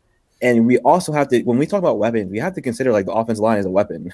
It's a fact. Right? That's a Like fact. Chris Reed is god awful. That man is not going to be our starting left guard next year. So we're going to upgrade throughout. So, but with that context in there, like Teddy's playing average to below average because because for him to play up to his best, he needs all those things. Yeah, that's true. Right. That's true. Go ahead, my fault. So sorry, what I'm getting at is, quite frankly, even if we finish the year 0-4, I've already seen everything that I needed to see from this team this year. The defense has exceeded my expectations. Jeremy Chin has been the brightest star yet. I think you have a solid reserve corner in Pride Jr. The secondary is going to need work, but those two guys right there have been fine. The Douglas, obviously, he had a bad game this past weekend, but he's overall played well. That's been a solid pickup. When you take a step back and look at these things outside of a one-game view, especially on the defensive side, I've been happy. I would say the offense, given the offensive line, is where I thought it would be. I didn't expect Joe Brady to come in here and have a top 10 offense. And if you did, maybe you were just buying into the hype of, these white college offensive coordinators. And maybe that's it. But there's growing pains. And again, my thing for me is always add the context, always add the context. And when you add the context, we are right where I thought we would be. Yeah. And we've shown flashes, which is what I wanted to see. And now, it's about trying to finish strong, like y'all said. I don't think we will. No, I don't think so. But even then, we're going up against potential playoff teams in our next 3 games. So it's understandable. So just don't overreact to something that is something that you should expect. Yeah, man. And listen, this is the level kind of, and shout out to y'all, man. I think shout out to the audience and shout out to all the listeners, because this is the kind of level-headed conversations we need right now. We don't need people out here screaming about Teddy. Teddy not the friend. We know what we have in Teddy Bridgewater. We knew it. We've said it. The dude needs offensive line, like Jason said. He needs the defense. We need to continue to build. We're okay where we are. We're okay. Like, we have to continue to build.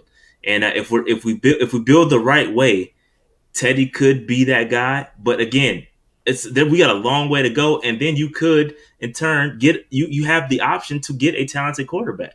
We absolutely can 100% improve the quarterback position. We just got to be patient and let it happen when the opportunity presents itself. If somebody falls, let's say Justin Fields, I guarantee you we do this mock, and Justin Fields, somebody falls to us, then you take him. Like, you have to let the guy fall to you. You can't go out here reaching. But let me go ahead and get these other 2 calls real quick. KJP, what up, man? Hey, can you guys hear me now? Yeah, you sound good, bro. All right, good. I was gonna talk to Dave. He just got up and left. But no, talk to him. I'll let him know. Talk to him. Tell him he's bugging, man. So I think I can hear. He's got his headphones. He can hear you. Yeah, I got. You. Oh man, he dropped.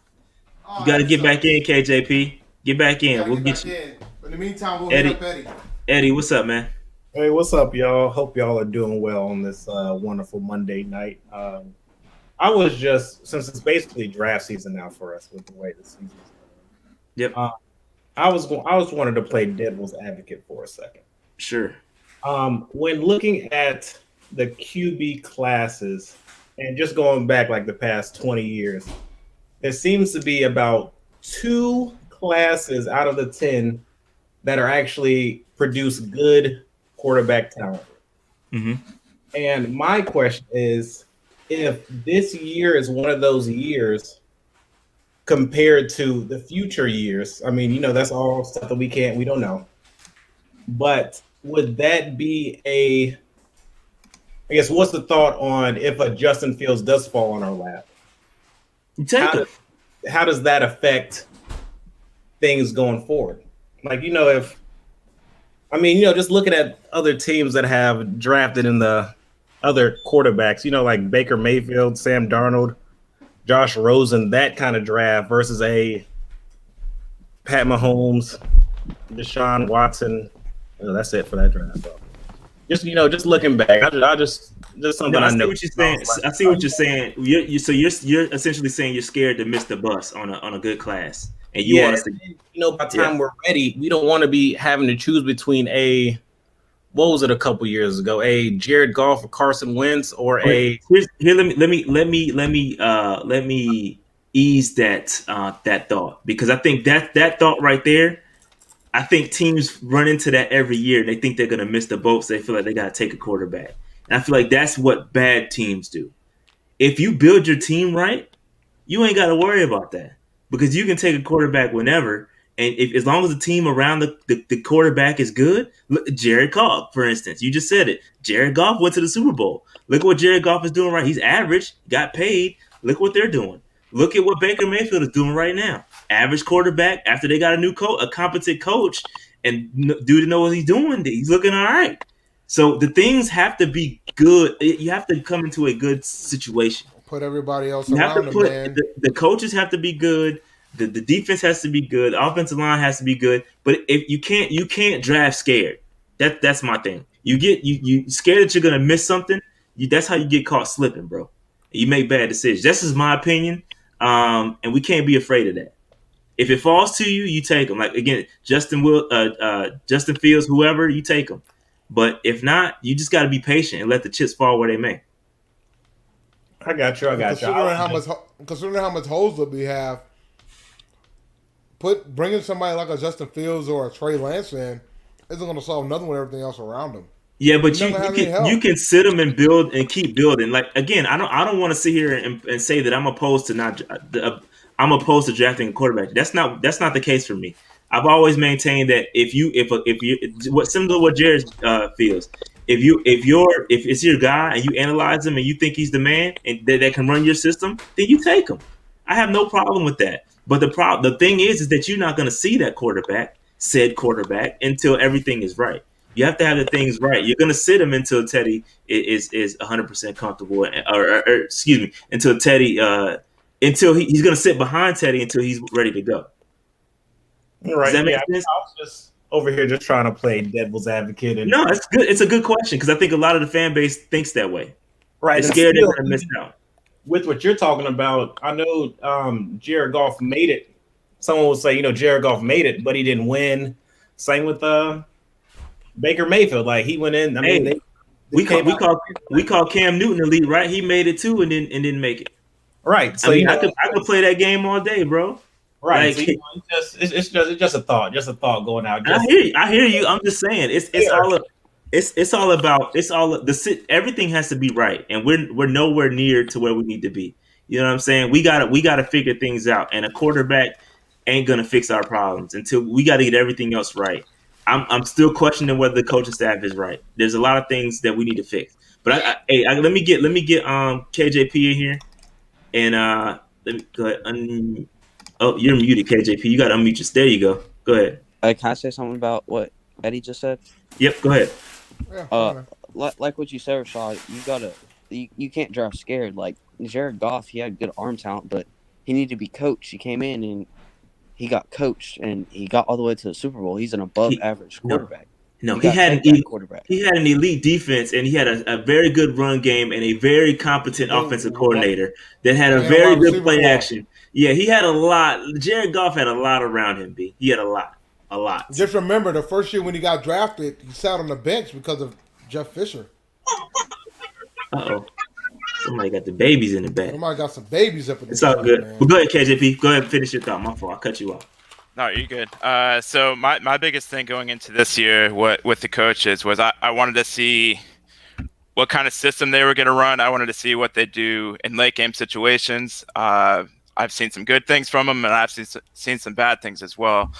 But what I was saying earlier in the chat was I think it's kind of unfair to say if we don't make the Super Bowl in the next 5 years, like the coach, like I don't know if I'm misinterpreting Dave, but I don't think that should be the bar as far as keeping these coaches around. I'd much rather see us build a consistent franchise and being a playoff contender year to year.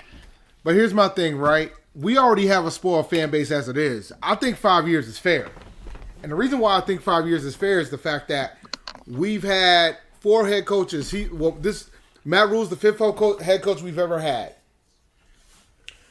3 out of the 4 head coaches that we've had so far have made it to the NFC Championship game. 2 of them made it to the Super Bowl. Yep. All right, so I think 5 years is kind of fair. That man has a 7-year deal. I feel like those 2 years for us were kind of lightning in the bottle years, especially 2015. I think we can all agree on that. That was kind of just like that was the third. No. That was the 3rd straight division title. What do you mean? Well, yeah.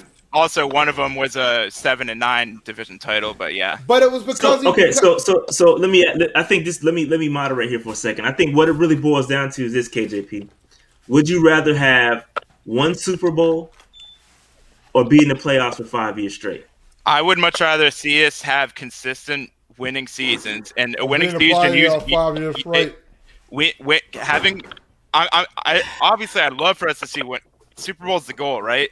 But you want us to be Dallas of the last 25 years is what I'm hearing. No. That's not what I'm saying. That's what they were doing. I'm saying you want to be consistent. I'm saying I want us to be consistent, and I want us to be in the playoffs every year, and I think things will handle themselves from that point on. Like Super Bowl could be a possibility, but until Ron Rivera was streaky. When we were winning with Ron, we went on winning streaks. When we were losing, we went on losing streaks. That's any head coach, bro. That's any head coach.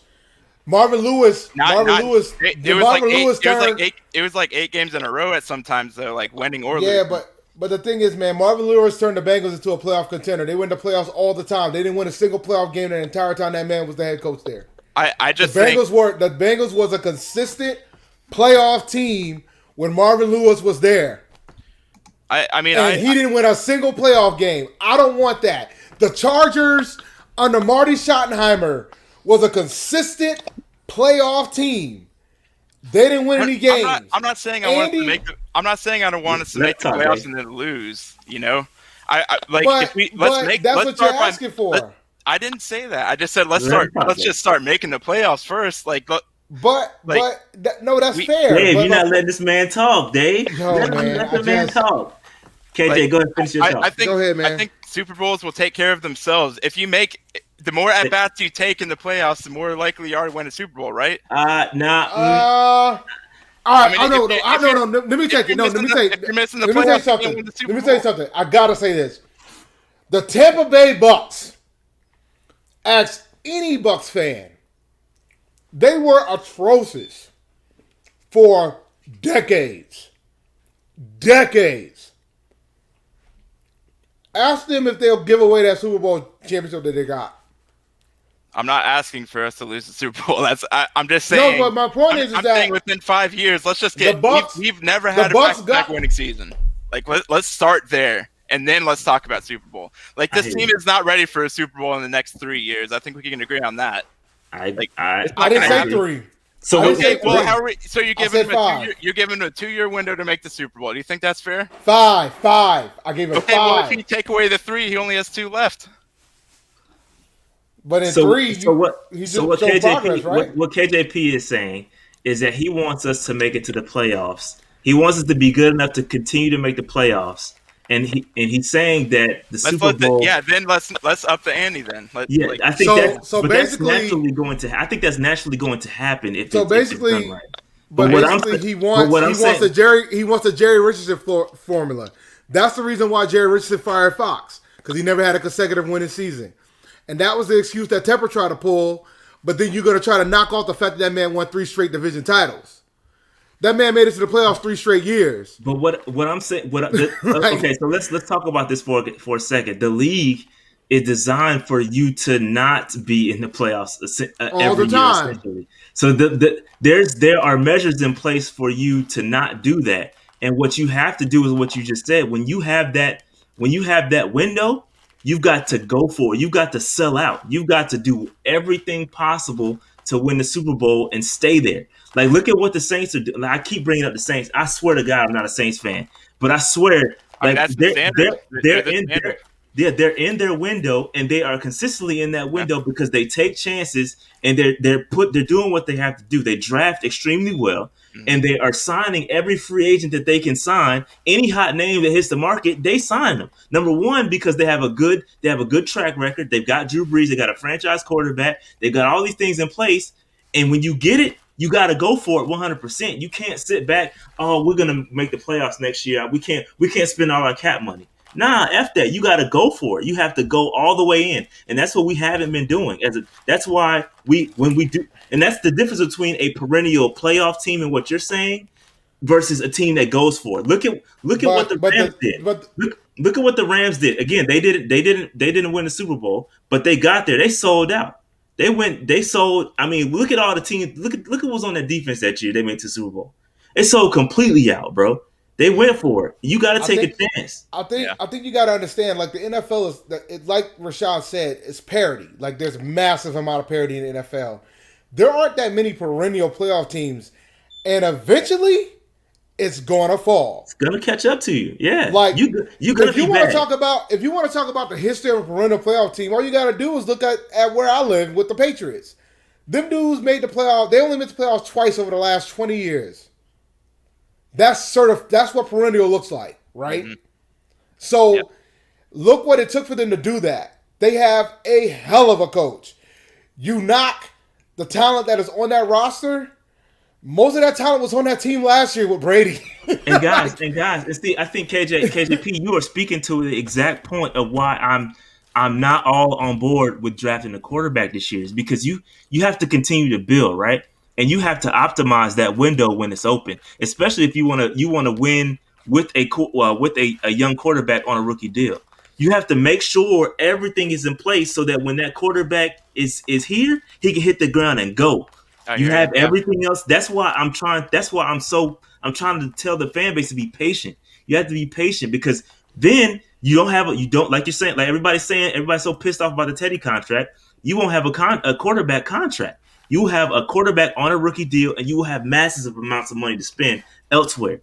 You don't spend it now. Like, there's nothing for us to spend it on. We have to continue to build through the draft, like the Saints are. The great at drafting. There are other teams that do it well too. I just know the Saints because they're a division opponent, but they're drafting extremely well, and they're keeping their. They're not letting Taylor. They wouldn't let Taylor Moton walk out the door. The Falcons was consistent at one point. How many things do they got to show for it? We ain't ever gonna do the mock. All right. My bad, KJP. Good. This is a good discussion. Good discussion, man. It's just for me, it's like. Good. It's about standards, right? The last two head coaches got to the bowl less in 5 years or less. All right, Justin. I'm not asking for that much. Justin, you got something to say real quick? Yeah. Hey, to start off with, I want to say I'm a huge fan of you guys. Like, absolutely love what you guys are doing. Like, but beyond that, Carolina Panthers. The thing that upset me with the Teddy signing, and the thing that's upsetting me as we move forward, is playing devil's advocate, and there's no way to change the past. The money that they're paying Teddy, I felt like we could have kept Bradbury, which would have shored up the secondary. Like, that would have given us at least one shutdown corner. Like, I can't recall exactly right now, but if I'm not mistaken, Bradbury has bodied Mike Evans every time they play. Like, the man gets put in a corner and doesn't do anything. What did Bradbury do against D-Hop? Hey, yo, Hector want all the smoke, bro. Hey, one game. And what did Russell do against D-Hop? Russell did better, that's for sure. Oh, wait a minute. I thought we played Houston last year, and Bradbury was in that game, wasn't he? No, we played. We talking about the Cardinals when we played the Cardinals Cardinals, earlier. yeah. No, when we played Last Houston year, last year, didn't we? Last year, Bradbury Okay. did pretty well last year with him. Yeah, I think he only had like 47 yards last year. Yeah, I think last year. we comparing this year. I think we're both comparing this year to this year. So Yeah. what Rasul did against D Hop versus what Bradbury did D Hop with the Cardinals. Listen. I no dog in the fight, but I hear what you're saying. It's again, I don't think your beef is with necessarily with Teddy. Again, there's other ways you can go get that money. Okay, we're gonna talk about Christian McCaffrey. We're gonna have that discussion. I promise. But listen, you can talk about Christian McCaffrey. You talk about Shaq. You talk about Shaq Thompson. Thank you, Jared. Shaq Thompson. There's other ways you could have got that money. Okay, so you can make Teddy the scapegoat, but there's other ways you could have got the money. In about 2 years, we're gonna have a strong discussion about those contracts that we paid these folks with. Facts. We're gonna have a discussion, and you guys are gonna forget about how bad Teddy Bridgewater is when you realize that we didn't get what we paid for with McCaffrey and Shaq. Yeah, I'm also saying that as a fan of Cam, because in an alternate reality, we keep Cam, pay Bradbury, pay Thompson, so on and so forth, and we see how the season goes from there. But the only bone, I won't say the only bone, but one of the biggest bones I had to pick with Teddy is too many times I've seen this man as the game's going on. He's not taking what the defense gives him. I don't know if that's due to him not trusting the offensive line to give him time. Yeah, that might be part of it. Part of it. He and I can totally understand. Like we watch him from our couches. We see the game as from a bird's perspective. We don't see it from him. Correct. And because I'm not even gonna front. Starting off the season, I was like neutral. I didn't hate him. I didn't love the fact that they cut Cam the way that they did. But I wasn't a huge fan of his. But I wasn't gonna hate him. As the seasons progressed, I'm going from being like, yeah, Teddy that dude, to I'm not entirely sure Teddy's that dude. Yeah, no, I think you share the same sentiment as me. I mean, I didn't like the signing either when we first signed him. The fact that the team signed that man to a 3-year deal says that they're not sure if he's completely going to be that dude either. It's true. I didn't like Teddy that when we first signed him. I thought it was going to turn out better than what it has. And again, he started out really good. Well, not really good. He started out better than what he's playing now, and he's kind of slowly he's going downhill. And I think a lot of that has to do with teams are now adjusting. They've seen what we're going to put forth. Joe Brady has to do a better job of putting Teddy in a better position to succeed. And I agree with you. That sometimes Teddy, more than sometimes, he misses some open guys. But I'm with you. We see him from our couches. We not seeing what he's seeing. We not under the pressure he's under. So I try to look at it as objectively as possible. But I hear people and I get people's frustration with Teddy. But again, just year one, it is what it is. Let's see what happens. Go ahead. I mean, with the all season being the way it was, like dudes not having time to actually gel or any of that, like people do need to calm down with that. I was like, the thing I want to speak to is all the Panthers fans that are like, hey, we need to cut Teddy after this year. Like, no, get him in another year, 2 years at the very most. I'm not entirely sure if anyone has said it before me or if you guys spoke on it because I kind of missed a portion of the show. But Teddy is that dude for at least another year or two. My reasons for wanting to draft the QB, this upcoming draft is that you can. I don't know why everyone has it in their heads that you can draft a guy and he immediately starts. No, draft him. Let the dude sit behind Teddy. Let him learn. Let him develop. That gives us time to build a line, like build a team around him. Which offensively, I think we just need an offensive line. Like we got weapons, wide receiver and running back. That gives us time to build. Like the defense, my honest opinion on the defense as it is they will be better next year because you got 6 or 7 guys starting right now that are rookies. So it's like the team over time, the team will start to gel. The team will start to get better. I'm all for drafting the QB if you feel the guy you're drafting is that guy for the future. That doesn't mean he needs to start immediately. You draft him, let him sit. You build a team up around him because anyone that's watched Panther football for the last 10 years will tell you the thing that did Cam in wasn't that he was running too much. The thing that did him in was that the front office never built an offensive line in front of him. Yep. Like when most of the injuries that man suffered, he was in the pocket. So can I say something about that that's real my quick? Go ahead, Hector. Yeah. So everyone wants us to lose out the rest of the games to get a better draft position. And so when we lose the games, they're gonna want it, but who are they gonna hate for it? They are gonna they are gonna throw hate at Teddy for something that they wanted to happen. Yeah, man, that's such a shame, man. That a 11-year-old gotta tell y'all the facts. But it's true, man. It's true. People don't like people want the result, but don't like the process of obtaining such result. And so that's just it is what it is. I kind of tune it out. Listen, there is valid Teddy Bridgewater criticism, absolutely 100%. I'm not about to sit up here and say there aren't valid criticisms, but we gotta, there's just some people out there just want to be right and they want to prove a point. That's just not me, bro. I try to look at it as objectively as possible. I try. I'm not saying I'm perfect. Try to look at things as objectively as possible, and we just got to see what's in front of us and analyze it. And that's kind of what I'm. That's why this podcast exists. So, but if you want us to dress up in a clown suit and admit defeat, that's not us. That's not us over here, bro. But all right, so let's get to this. Anybody else got anything to say before we get into this mock rook? We're only gonna do one because we only got time for one. Anybody else? I do want to say something. Go ahead.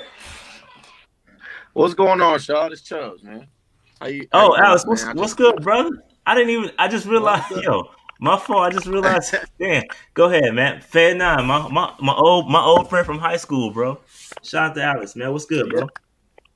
Man, I first of all, I just want to say salute to you on this podcast and the whole team out here, man. See what y'all doing, love what y'all doing. Definitely big salute to y'all. But just wanted to say one thing. When it comes to us as Carolina fans, we are definitely emotionally attached, myself included. And just that's just speaking from a fan. Now, the one thing that I can see that has happened towards as far as quarterbacks, I'm just saying as far as quarterbacks, whenever we speak of like the backups that's come in and they've done good for a couple games, and I feel like people don't realize is that these teams don't even have tape on these quarterbacks, and until they find out who they are and what they, and how they play, then all of a sudden now, oh yeah, that quarterback, I'll give you an example. When Matt Moore came in, he was doing good for a couple games. Next season came up. Guess what? Teams had tape on Matt Moore. And now we was talking bad about him when he started to struggle. When Cam Newton was struggling, he had the injury. We had Kyle Allen come in. He was doing good, but nobody had tape on him. Now that there was tape on Kyle Allen, here we go. Now we talking bad, about them. I just think some of us, as far as fans, just got to realize, like, hey, we can't set so many high expectations on these quarterbacks that's come out, and just because they did good for a couple games, that okay, this is our guy. This is who we're gonna go. I definitely don't like the signing of Teddy. But we gotta rock with him. We gotta give him another year or two. On defense, the one thing I wanted to mention on defense that I think needs to be addressed is the linebacker core. The first week I've noticed that, especially on our run defense, whenever when that line on the other team moves that line over, they can go to the left and they can go to the right. It seems like our linebacker is not covering those gaps, and I'm just like, man, I feel like we get lost on that, and then sometimes get lost in coverage and not covering those spots in zone. So I definitely I feel like we need to address that. I wish that we could have had. I like the Shaq Thompson re-signing, but then also at the same time, I'm disappointed because he's not playing to the expectations that we thought he was gonna have for this year, especially being behind Luke Kuechly and Thomas Davis. So it definitely was a disappointment. But I think we just gotta. the front office has also hurt our hearts a lot of times. Steve Smith, with the Angelo Williams situation, the front All of office them. has definitely hurt our hearts a lot. But a lot of them. A lot of us, exactly. So it's just we just got to stick with it. And trust me, and I'm speaking to everybody here. I get emotional too. I'll jump on Facebook, talk pure T trash, you know what I'm saying, because I'm in that emotional. I'm just so emotionally attached to this team. And me and Rashad, we went to a couple of the training camps. We was in there in the first training day. We got signed a couple players. We was just that attached, man. And we just gotta stick with our team, man. It's a struggle. Hey, we've been through worse times. We was at a 1-15 season before, so let's just wait it out and let's see what happens. The second year, we should see some improvement. Hopefully, and I want to see the line get better. I just don't feel like we never had a consistent line. O-line, we never had a consistent line. Yeah. Man. So that's all I wanted to say, man. It's just for all the fans out there, man. Just let's stick with it. Let's stick with it. Let's just stick with them, and let's just keep our emotions in check and not set such high expectations on these players, guys, especially our quarterbacks. Yeah, I agree. I agree with a lot of what you said. Now I got to get to this mock draft because everybody's killing. He said, "Hey, they in here saying that the actual draft might happen before our mock draft." Yo, that's funny. That's funny. Yo, it might be true. So let's go ahead and we've been live for 2 hours. So let's go ahead and get to this mock. Y'all see it on the screen. Y'all know who it's gonna be. It's gonna be Parsons, man. Parsons. Now we'll see, man. Let's go ahead and hit it. Let's start it. See what happens, man. Let's start it. So no Fields. Oh, they trying to trade. We're not gonna trade. Not this one. So Parsons is here. Is that the pick? Absolutely. Surtain. So no Surtain. No, it's Parsons. It's Parsons. Everybody agree with Parsons? There's gotta be Parsons.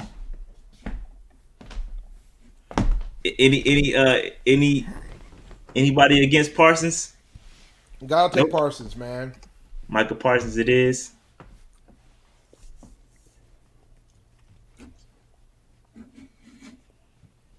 If we can get through this one quick enough, I do want to trade him back because I think we're in prime position to trade back for real. No way we taking Chase, yo.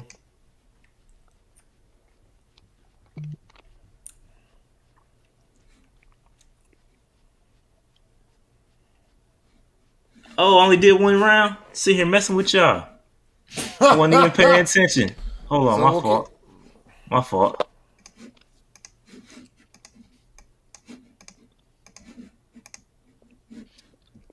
Kyle Pitts almost fell to the second round in that one too. Yeah, I saw that. My bad, peeps. Oh, did we get Fields? Are we gonna get Fields? See what I'm saying? We got to pick between Fields and Parsons. What do y'all think? I still think you go Parsons, man. I think you go Parsons too, but I want to see what these quarterback truthers are thinking over here. So what y'all thinking, man?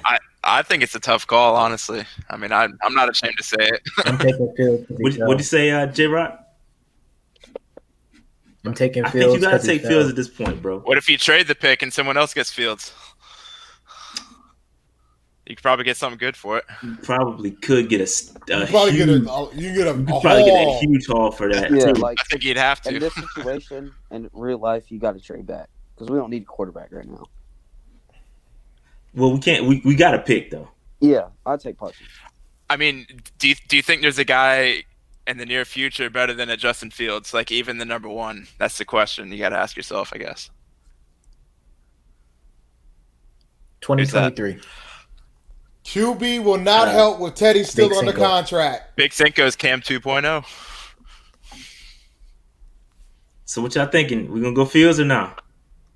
Nah, you know what? We're doing a full mock. Go Fields.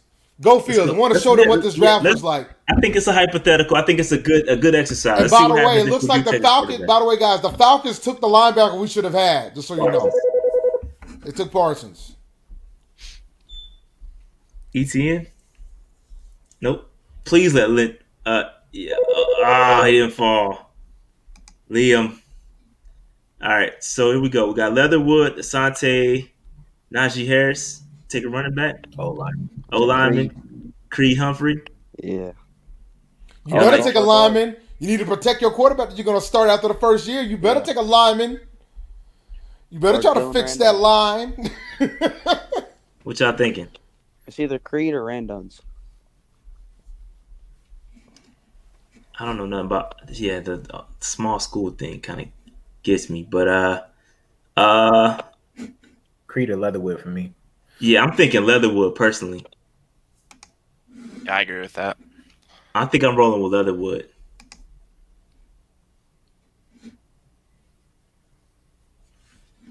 Let's see what else we got to shore up the offense, man.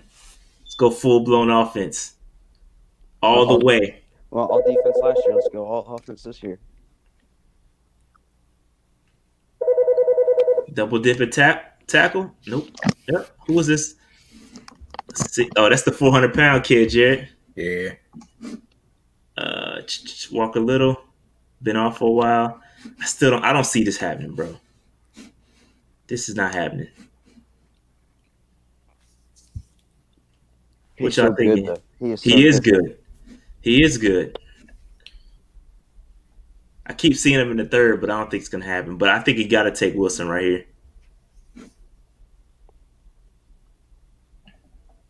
Yeah, I'd say either that or line again. Yep. Yeah, I don't know any of these cats like that. I know Walker Little. He's taking a year off. Has some injury issues too, I think.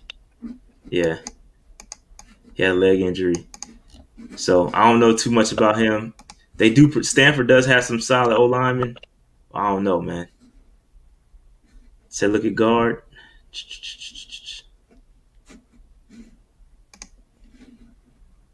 Guard fell way off. Oh yeah, huge drop. What y'all thinking? Go with the 400-pounder. 400-pound kid. Hey man, project. We'll go with the project. We'll go with the 400-pound kid. Can't teach size. That's true. I don't know if he's athletic enough. Yeah, I was gonna say, can he move? I don't know. I don't know if he's athletic enough, but hey, you gotta protect your investment at this point. Protect your investment. I don't know. I was doing like 4. Nah, I picked all 7, but we can move through these.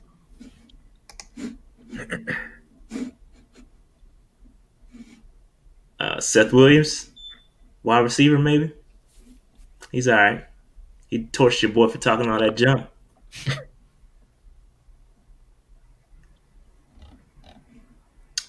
Yeah, I don't want to reach for Monty Rice. I like Seth here. Anybody like Seth? I can see Seth. I'll take Seth. So this is interesting. So take 2 tackles, and we still want to pay Moton? Absolutely. Yes. Yes, that's how that works. That's how bad our line is. Exactly. That's exactly how it works. Because you move the 400-pounder inside. Yeah, you put have a really big guard. I don't think he can move. You got to be athletic to play guard too, though. Shorts. I don't know any of these cats. Jatarius Atwell's good.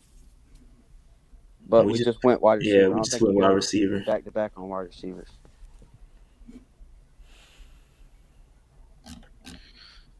Corner? Yeah, what's the corner? Yeah, we didn't draft corner. Let me filter this out.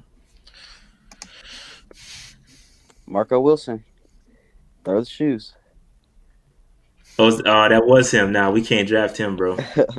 We can't draft him. That was awful. Keith Taylor had a lot of hype coming into this year, didn't he? Yeah, 6'3". I like him. I might need to take a look at that. I know Washington's always pumping out corners. They do put out some corners. I don't know what's up with that, man, but they stay with a corner and a safety. That's about it. Yeah, everything else is trash.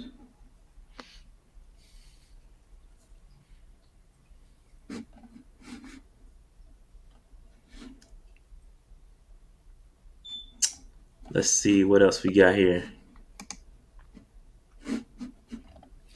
What's up, linebacker? We ain't took a linebacker yet. Nope. Let's see. Amari Gainer. I don't know any of these cats. With the second Fields, you get Tony and Justin. Josh Ross is good. Double field action. I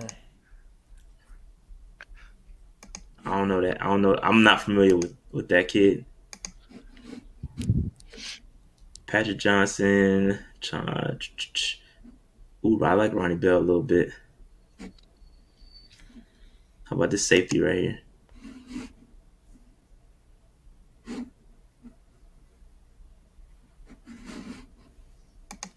All right, I don't know any of these cats.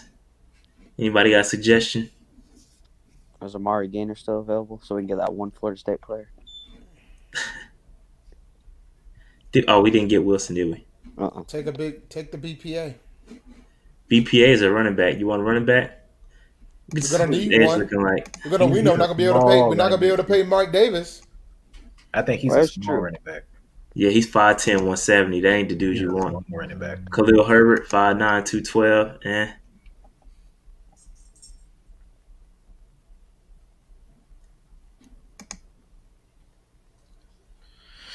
Yeah, linebacker depth. Kendo's a beast. Yeah, Kendo is a beast. Linebacker. Yeah, he got a good linebacker. My bad. It was. Which one we looking at? It's got to be between Ross and the other Fields. We'll go with the best linebacker. We'll go with the field. I don't know who that is. I don't even know who that is. I do want to do one where we trade back though. We got to quickly go through these. So I think trading back is the best. Could be the best case. We could have won Gainer. Which is what you were saying. I say we go O-line again. Can never have too many. That's a fact. Or edge. Yeah, that's true. Our edge is pretty thin. Here we go. Buffalo, 6'3". No reports on that kid. You can go Kendo. I'll take Kendo for the Florida State love. Last defensive end we got out of Florida State's been working out well for us. Why not? Yeah. Well, we had one that didn't work out well for us too, though. Shout out to Everett Brown.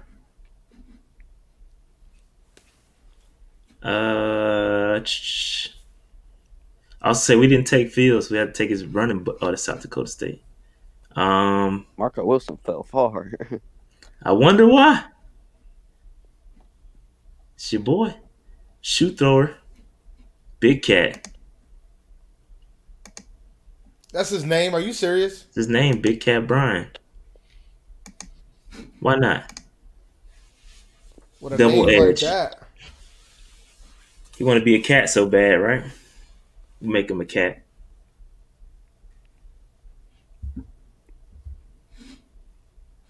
That's the end. Yeah, I want to do one. Let's see what we look. Let's see what we looking like. I ain't really like. I do like the Fields. I like Leatherwood. We double dip at tackle. You can replace somebody else there. I like Seth Williams. I'm just not that familiar with these other cats down here to say that they're. I know Kendo.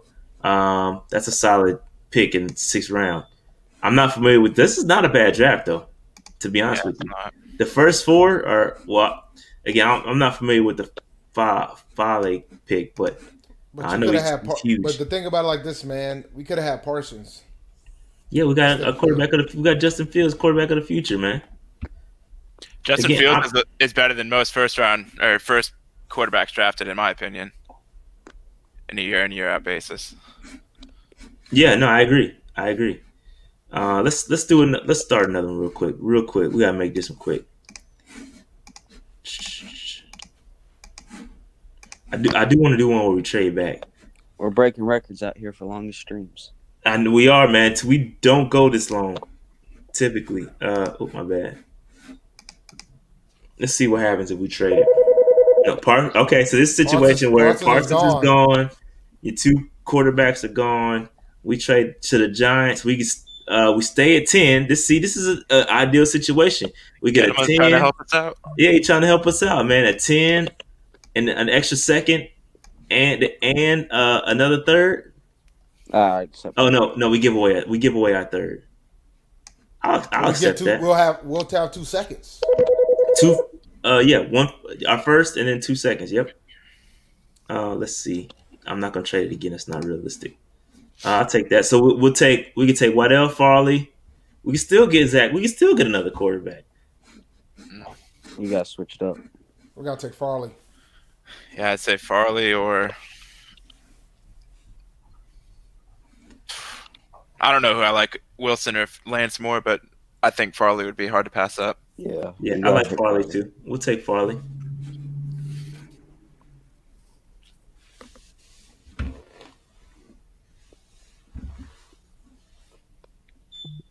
Yeah, we got a couple seconds back to back. 2 seconds within the 5-pick radius. Yeah. So then we end up with we can still go Leatherwood. Did we like that pick last time, right? Yep. So we go Leatherwood, and then can we get another? Oh, I'm about to say double dip at corner. Somebody took Samuel. So now we're looking at another. We can go Moses. Yep. I like that. Go Moses. Got your linebacker. Yeah, Hector like that, Dylan Moses. Yeah, that's Hector's boy. He sleep now. Hector went to sleep. No, he ain't go to sleep yet. It's That's early bedtime, for him. man. Oh yeah, that's right. That's right. He's on the West Coast. He is on the West Coast. My bad, Hector. All right, so we can take a shot at Walker Little. Go Get another tackle. Who?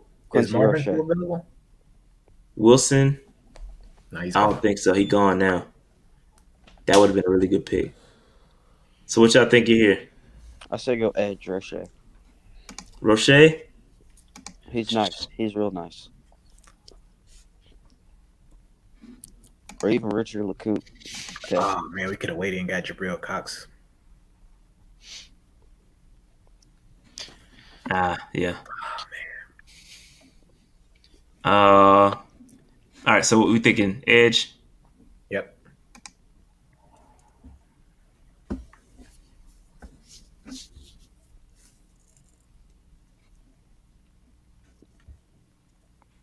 Say Surratt. I'm wondering when is I gotta go back and look to see when Jamie Newman's going in these mocks. Curious. Let's see here. Might still be there. I might. Yeah. Be damned. Do we take a quarter? Listen, I might mess around and take Jamie right here. What round is this? This is the 4th round. 4th? Yeah, you gotta take him. I'm not mad at that pick, actually. I'll take Jamie Newman here.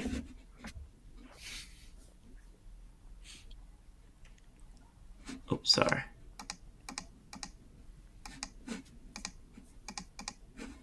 What happened?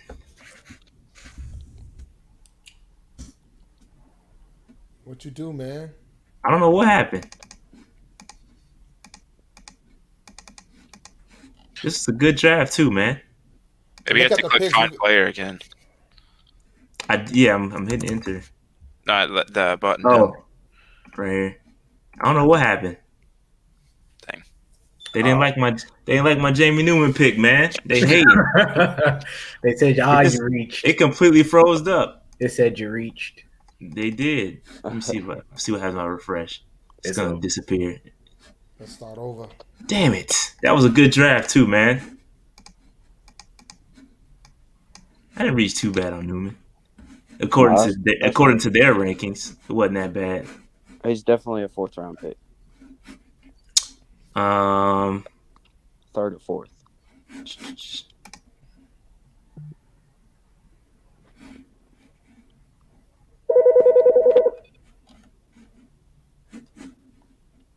Nine, an extra. I don't know about that, man. A 3rd? Who's still available? You're not about to give me a third. Yeah, that's not worth it. That's weak, bro. Let me decline that. That was more like it. I didn't see who was available though. You just want to take Parsons here? Yeah. Yeah, you should. Yeah, let's take Parsons here. Parsons is gonna be nice.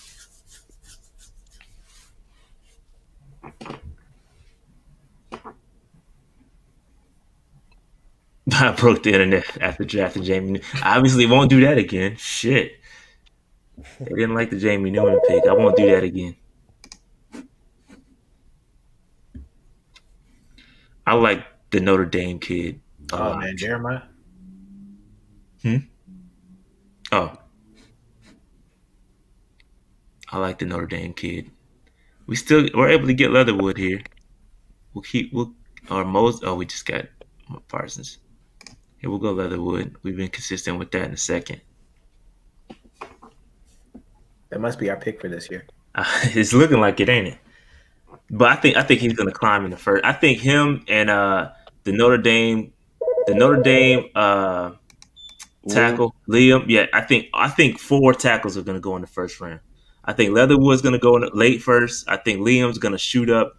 I think Cosme's gonna shoot up. I'm telling you, man, I really think he's gonna be that offensive lineman that tests out of this world, and he's gonna go up. He's gonna go super high, probably higher than he should. But somebody's gonna take a chance. I like Holland is okay. Is Hamza still available? Hamza Nasruddin? You go Marvin. I don't know who that is. I don't know who Hamza is. He plays for Florida State, the safety, number 5. That's awful, bro. I don't even know their names. But I do like Paris Ford a lot. Yeah, I like Paris Ford too. I like Paris Ford, but I think I'm gonna roll with Marvin here though. Marvin's still here. Get that pass rush from the inside. I'm go with Marvin. Jamie Newman so bad the draft network freezes it. It's messed up, ain't it? Mm-hmm. I do like Paris Ford though. That dude got some. He got some bite to him. Pause. Did I pick normal? This thing's moving slow.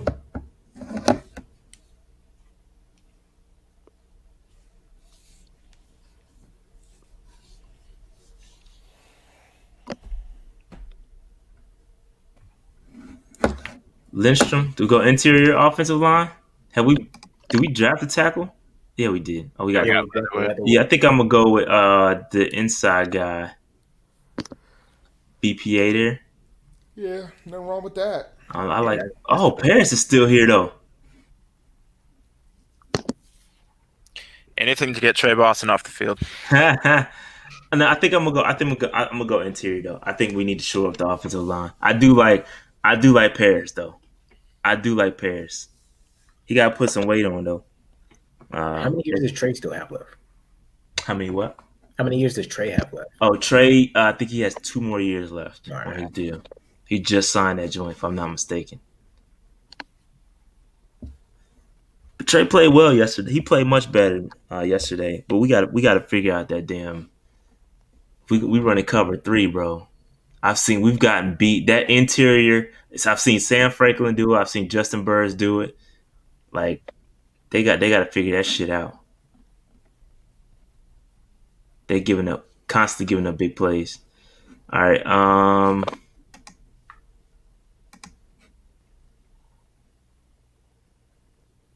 Reed Blankenship, sir.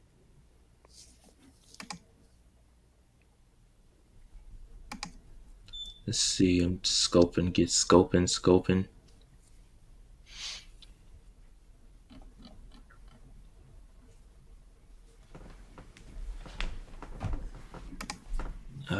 Yeah. I don't know. Weaver. Oh, I do like this Weaver kid. I like him a lot. Did we draft Edge? I like the Weaver kid. I don't think. And he got my name. I like that Weaver kid, bro. Sorry, I had to take him. He kind of reminds me of YGM a lot. Pittsburgh defense is nice, man. I don't know how they not being. They got a lot of NFL talent on that roster, bro. On the defensive side. I don't know why they're not better than what they are. I blame coaching.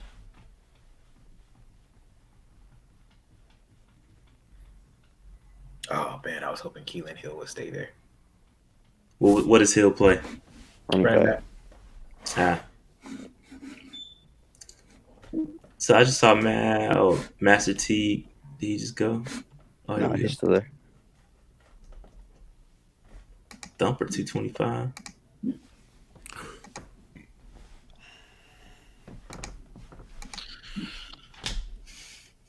Khalil Herbert. Khalil Herbert's good. Say it again. Khalil Herbert, he's pretty good. We haven't gone corner yet. Amari Rogers is really good. I don't know why he's so low. He's supposed to win the Biletnikoff this year. Could be a Curtis replacement, right? Yeah, he's really good. I'll take him. I'm pretty sure right now. Jared will like that. I'm pretty sure right now he leads FBS. I would like Justin Ross, honestly. True. Yeah. Wait, is he gonna? Yeah. What is he gonna do? I don't know yet. He hasn't decided. We're waiting to see if he'll play in the Notre Dame game this weekend. That's crazy. If he plays, I was thinking about going to that game too, man. Oh, that's right. College teams are letting fans come. You got to get the tickets from the schools though. That's crazy. And I'm sure I ain't getting no ticket from Clemson. Wait, y'all fans is rabid, B.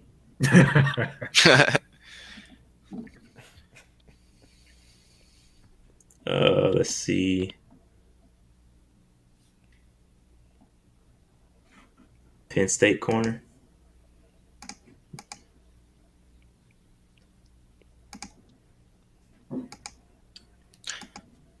Yeah, we need one. It's got it as a top 2 need. Yeah, it's got to be corner or line. 6'1", 176. That's light, bro. He getting thrown around. I'd be surprised if we didn't draft at least three linemen this year.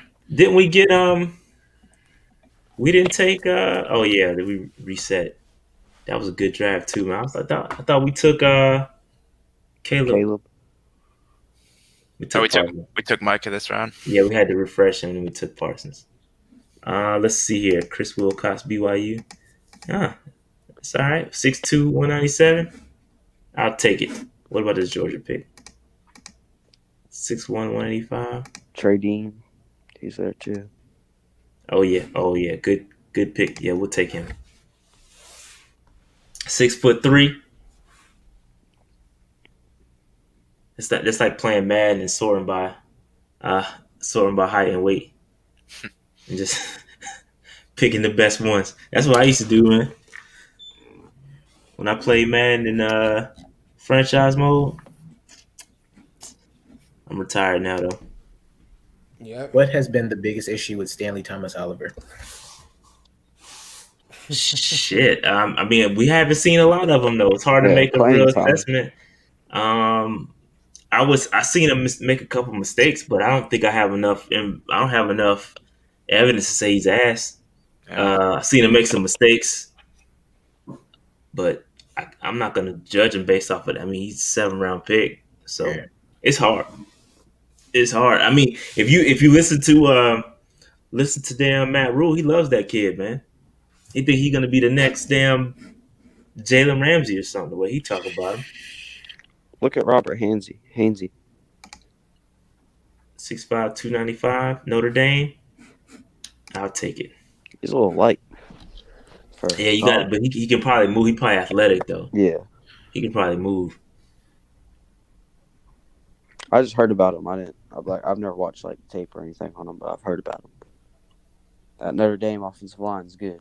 Yeah, they're tough, man. They are tough. Let's see what we got. I think this is gonna be a solid draft right here. I like this. This might be my favorite.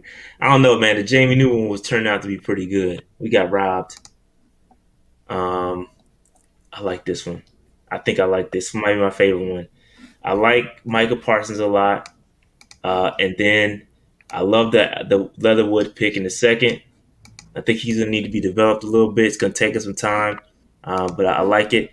Of course, I love Marvin Wilson. He's gonna be a steal if he falls outside of the first round. Alec Lindstrom, I don't know nothing about the kid, but You shore up the guard position. He's light too. You shore up the guard. We got 2 guards in this, did we? Yeah, we got 2 guards. So the guard position is shored up. He's a 7th round guard, but it's cool. Trey Dean, I don't know much about this kid, but he's got good size. Pause, 6'3", 194. I like that. Amari Rodgers, everybody loves Amari Rodgers, right? Yep. And then Weaver, I like this Weaver kid. I think he's gonna be pretty solid in the NFL. 6'5", 270. Like he's solid, bro. Like especially stopping the run, he's good. I like this draft a lot, man. I like it. Yeah. I like this. Let me save it. What was it? 12, 14. Now, if you replaced Micah Parsons with Justin Fields, how bad would this draft be? I don't think it'd be terrible. I wouldn't be mad at it. I think I might get a little bit better. Yeah, I wouldn't be mad at it at all. And that's a good point, Jared. It's a good point. Because I mean, people need to see that drafting a quarterback getting so bad, including myself. You know what I'm saying? But I would like to. Yeah, no, it's not bad. Not bad. I would if Fields was there. I think I'm cool. Like I've always been cool with drafting a quarterback as long as we sit him. We gotta sit him, and I don't know if the coaching staff is gonna be willing to sit him.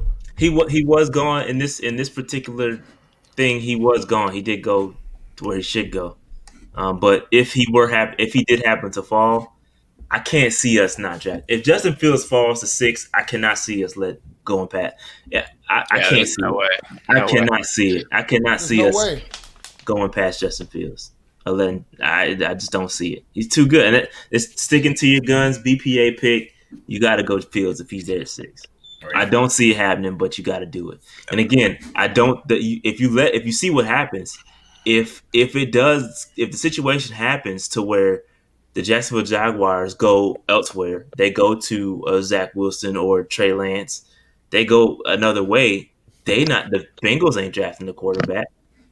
Cowboys ain't drafting. Well, they might, but I'm sure they're not. They're gonna stick with Dak. Chargers just picked up a quarterback last year. The only thing you got to worry about is another team trading up to get him at that point. Yeah, it's a shame that Lance is done playing because that would definitely help that situation out a lot. Yeah, but I mean, at the same time, his tape was rested. He can prepare. Like the dude's tape isn't terrible. Yeah, like I mean, he won a national championship in the FCS side. So all the hype around these guys. See, I think this is where they probably should go.